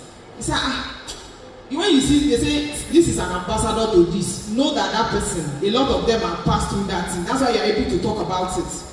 Like, in my office right now, we have returned migrants who are ambassadors to this awareness program, and then when people say, I beg, these things you people are saying are stories, you see returnees come out, they do stage play, they do dance drama and all of that, just to play out what they went through from Nigeria to Libya, from Libya to the Mediterranean, how they crossed the Mediterranean into Italy, and all that, a lot. So by the time you hear these people that have had a first-hand experiences of what has happened, you tend to believe, because most of our mothers don't want to hear that going abroad is not too healthy as we think it. That you see some people dancing with powder in the market. That, hey, my pikin don't cross, all those kind of things. They don't know that it is truly not greener on the other side. Because I saw suffering firsthand in Rome when I saw Nigerians in that cold with babies. They couldn't cross Italy because their papers were taken from them. And those children they had there cannot cross with them either, even if they had wanted to, because those children must be documented right there in Italy before they take them to any other country they are going to. Which was why the governor sent us to Italy to go and give them the green card so that they will be able to move on. And it's really terrible what Nigerians do to Nigerians abroad. I must tell you the truth. It's not a good side. So by the time we know all this and we are agents of change, for our own sakes and for our mental health, we understand the need that nobody is perfect in life. There is need for us to forgive ourselves, put the past behind us, and get it going so that we can live a normal life like any other person. And he's still living a normal life. Why can't I? That kind of thing. Next slide, please. Psychological first aid. What is psychological first aid?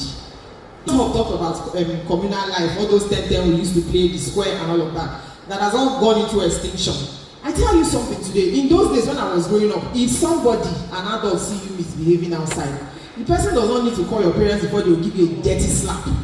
And then when you get home, your parents will be like, what's wrong with you? You say that person slapped you, you receive another slap for that thing. That is correctional measures. You set your brain back. Yes, but these days, if you slap somebody's child, oh God, you will know it. You will know it in day now. When the mama tie a pack on with you, whether it's in school, in a social gathering, anyways, he beat my pikin, he dey sick, he know wetin I pass through before I born am, I dey come for you, and you see that fight big time. So all those life, all those communal love life has really gone into extinction. We don't have them anymore. So if I want to talk about psychological first aid, we're going to spend a lot of time. My area first aid, we're going to spend a lot of time. My area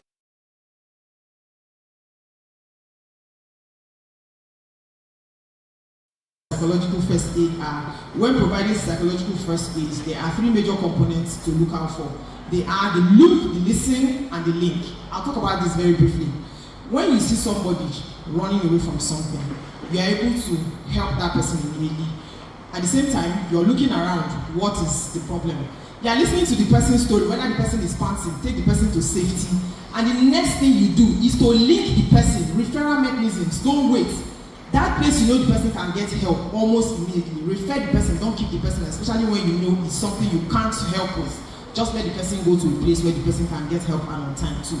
So all these put together help in curbing things from going worse around us and our communities. Next slide. Mental health and contentment. Contentment is one thing our parents have really failed in inculcating in our children. Contentment is something that, when I was growing up, there's something my mother used to say. You see, if you are looking for what you did not keep, you are a thief. No, seriously.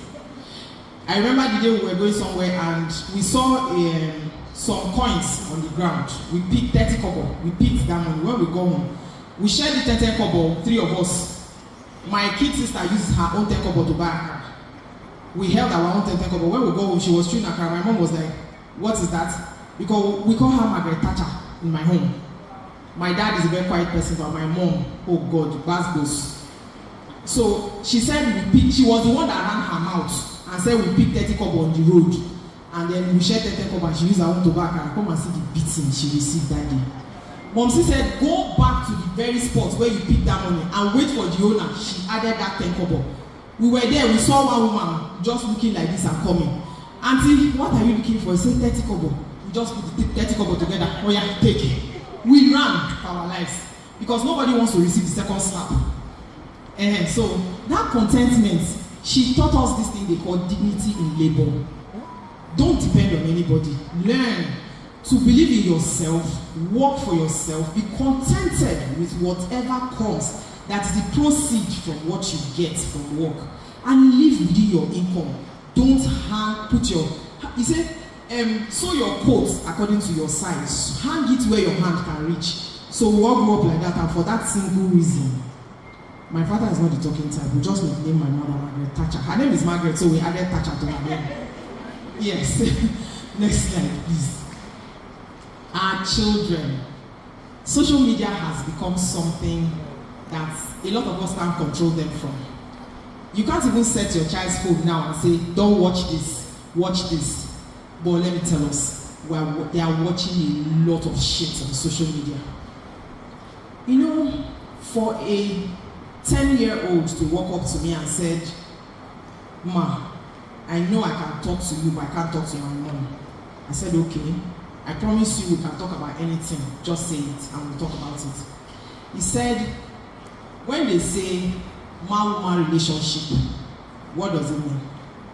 I say, I don't know which of the man-woman relationship. He said, that thing now they do behind closed doors. I was watching one movie, they say it's blue movie. Blue what? You even know what they call blue movie? He said, yes now, all of us do the same thing. I said, all of you, how many of you? He said, my entire class, that a particular child brings an iPhone, is it 10 or 11 to school, and they can connect to anything, and they are watching it. And the teacher is right there in class, pressing her own phone, not even concerned about what they are doing, just to keep them busy. Now, no, just stay away from me. It is that bad. So if they don't talk to you and they start practicing it, why won't we have teenage moms everywhere? Because some get pregnant and don't even know they are pregnant. Genius Hall, we have a 14-year-old, that put to bed some 2 years back. Is it not? That's an issue. If she was really enlightened on what she's about to go into, I don't think she will be a mom by now. So these are issues we should watch out, look out for these things in our children, for the sake of our mental health and theirs, so that we won't be called failed parents later. And then the children will not be referred to as children from dysfunctional backgrounds. These are burning issues. Next slide, please. I think it's correctional measures are these things.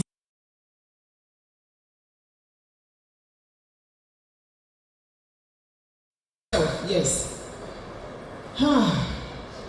Do we really care for ourselves? I heard someone say yes. Do we really give ourselves the proper care? No. How many times has anybody had time to go out, just sit out, breathe some fresh air, eat some good meal, and be happy? Anybody?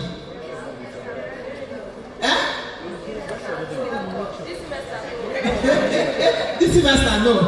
Okay, don't worry, after your exams, please care for ourselves. We need that time. Doctor talked about sleep. Sleep is very important. And don't oversleep. Don't do that morning, afternoon, night sleeping, because that one is not healthy anymore. We really need time to care for ourselves. I'm rushing because there's no time. Next slide, Abeg. Okay, it is a continuation of care for ourselves. No fighting. No bullying. Talk to each other. Resolve your differences. Avoid third parties, especially for the married ones among us. Even for those ones keeping boyfriends. You know there are issues in homes where families where women are very quick to come and report issues. Meanwhile, they are the troubleshooters in the house. These guys don't talk much, so when they blow your mouth, you will know that there's a difference between a man and a woman. So, take your children's reports to what they are going. Talk to your children. Talk to them, relate with them so that you can just solve these problems before they get out of hand. Next slide. Thank you all. You're like no man, fuck with your self-esteem. You always keep things to yourself, that's a selfish thing.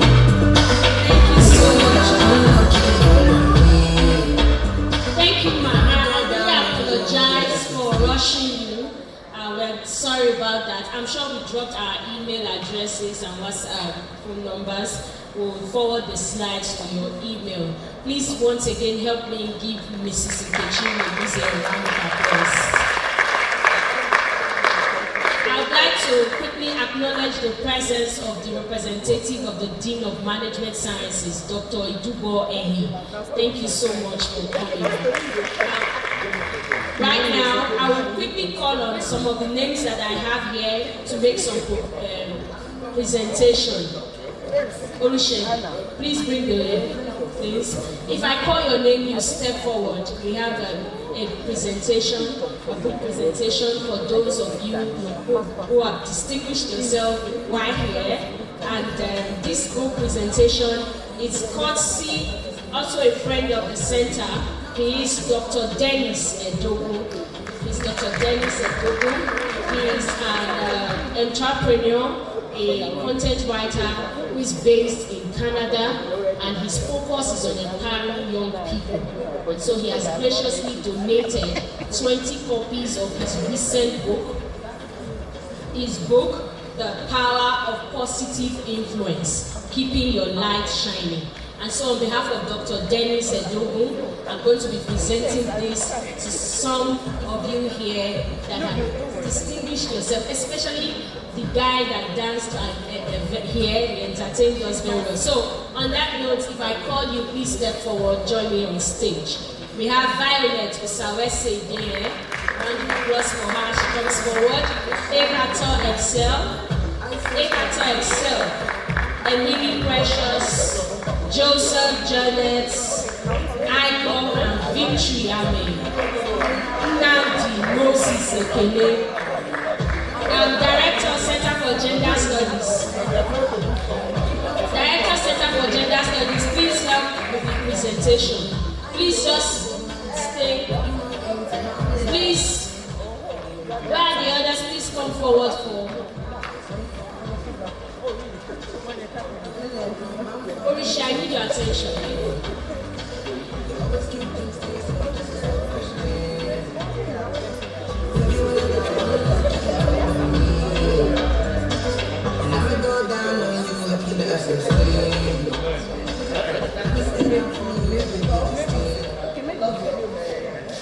Please, after the presentation, don't go away. I want you to take photographs.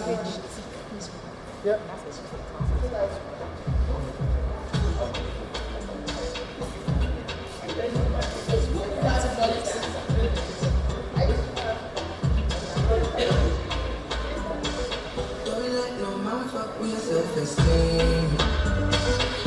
Please just remain so we can take a photograph.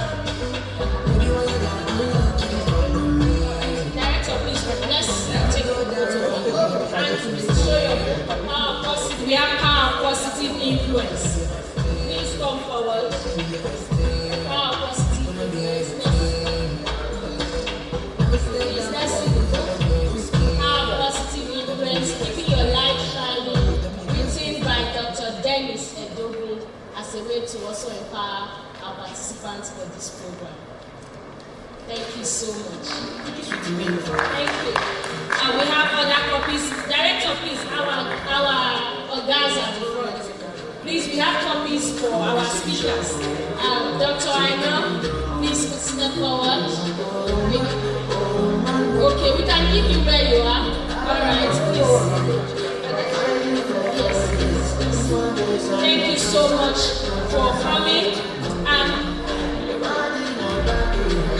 Thank you so much. There are still recharge cards with me that I will.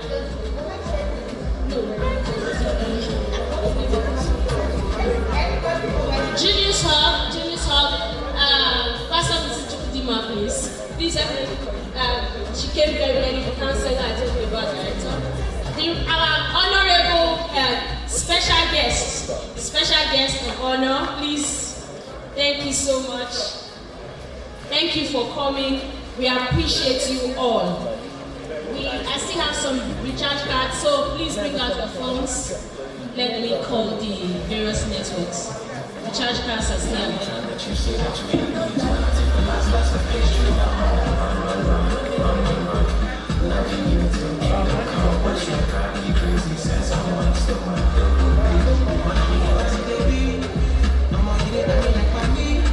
All right, Airtel users, please have Airtel users.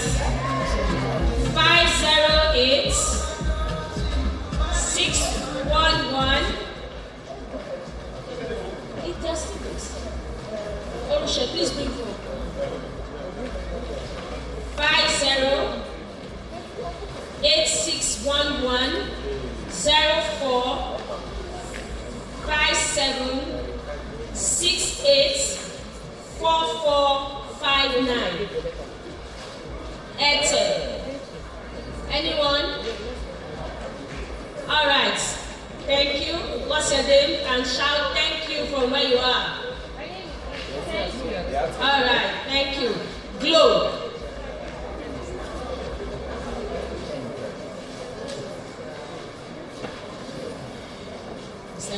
Mr. Emovon, please come closer for the vote of thanks. Glow users 34326 54798 67930. Glow. Anyone? Anyone? Anyone? Please, director, sorry, please become and we would like to have group photographs. Please, sorry, director, ma'am. Please, group photograph with the speakers off stage. Please, honorable sir, please. Sorry, sir. Group photograph, director. I'm on the same show for me. See me coming down. Please come off stage for a please come off stage for a group photograph. Off stage for a group photograph. Change some special guest of honor, please.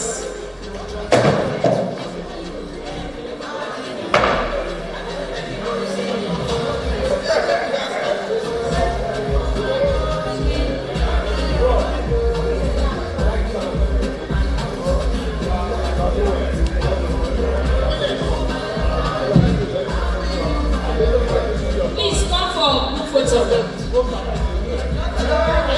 Dr. Lani, Dr. Aina, Honorable Adosa. Okay. Please, I need assistance here to please move this a bit. Mr. Moses, please, students, any names?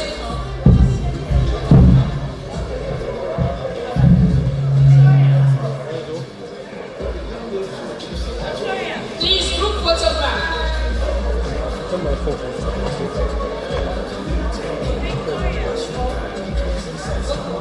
Please help me talk to someone. Sorry, please help me talk to someone. Thank you.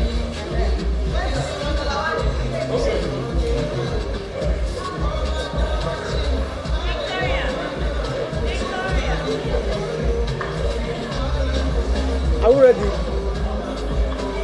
Please, Are we ready? photograph. Are we ready? Video. Sorry, sir.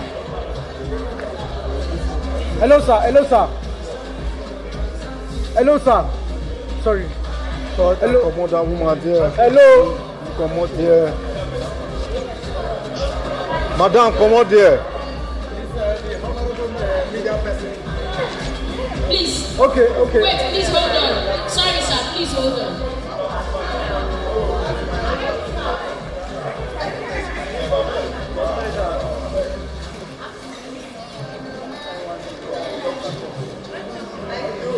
Thank you so much. Mr. Mabo, please come and give the vote of thanks. After the vote of thanks, we'll continue with the charge cards.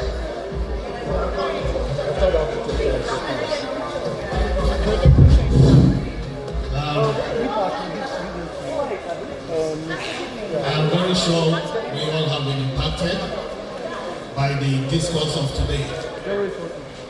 Mental health is a serious and a very significant issue. On behalf of the Center Director, Professor Adefoke Adegule, and the management and staff of the center, I sincerely appreciate every one of you for taking time to be present in this auspicious occasion today. I wish you well as you leave this venue for your various destinations. God bless you. Thank you very much. Thank you. Go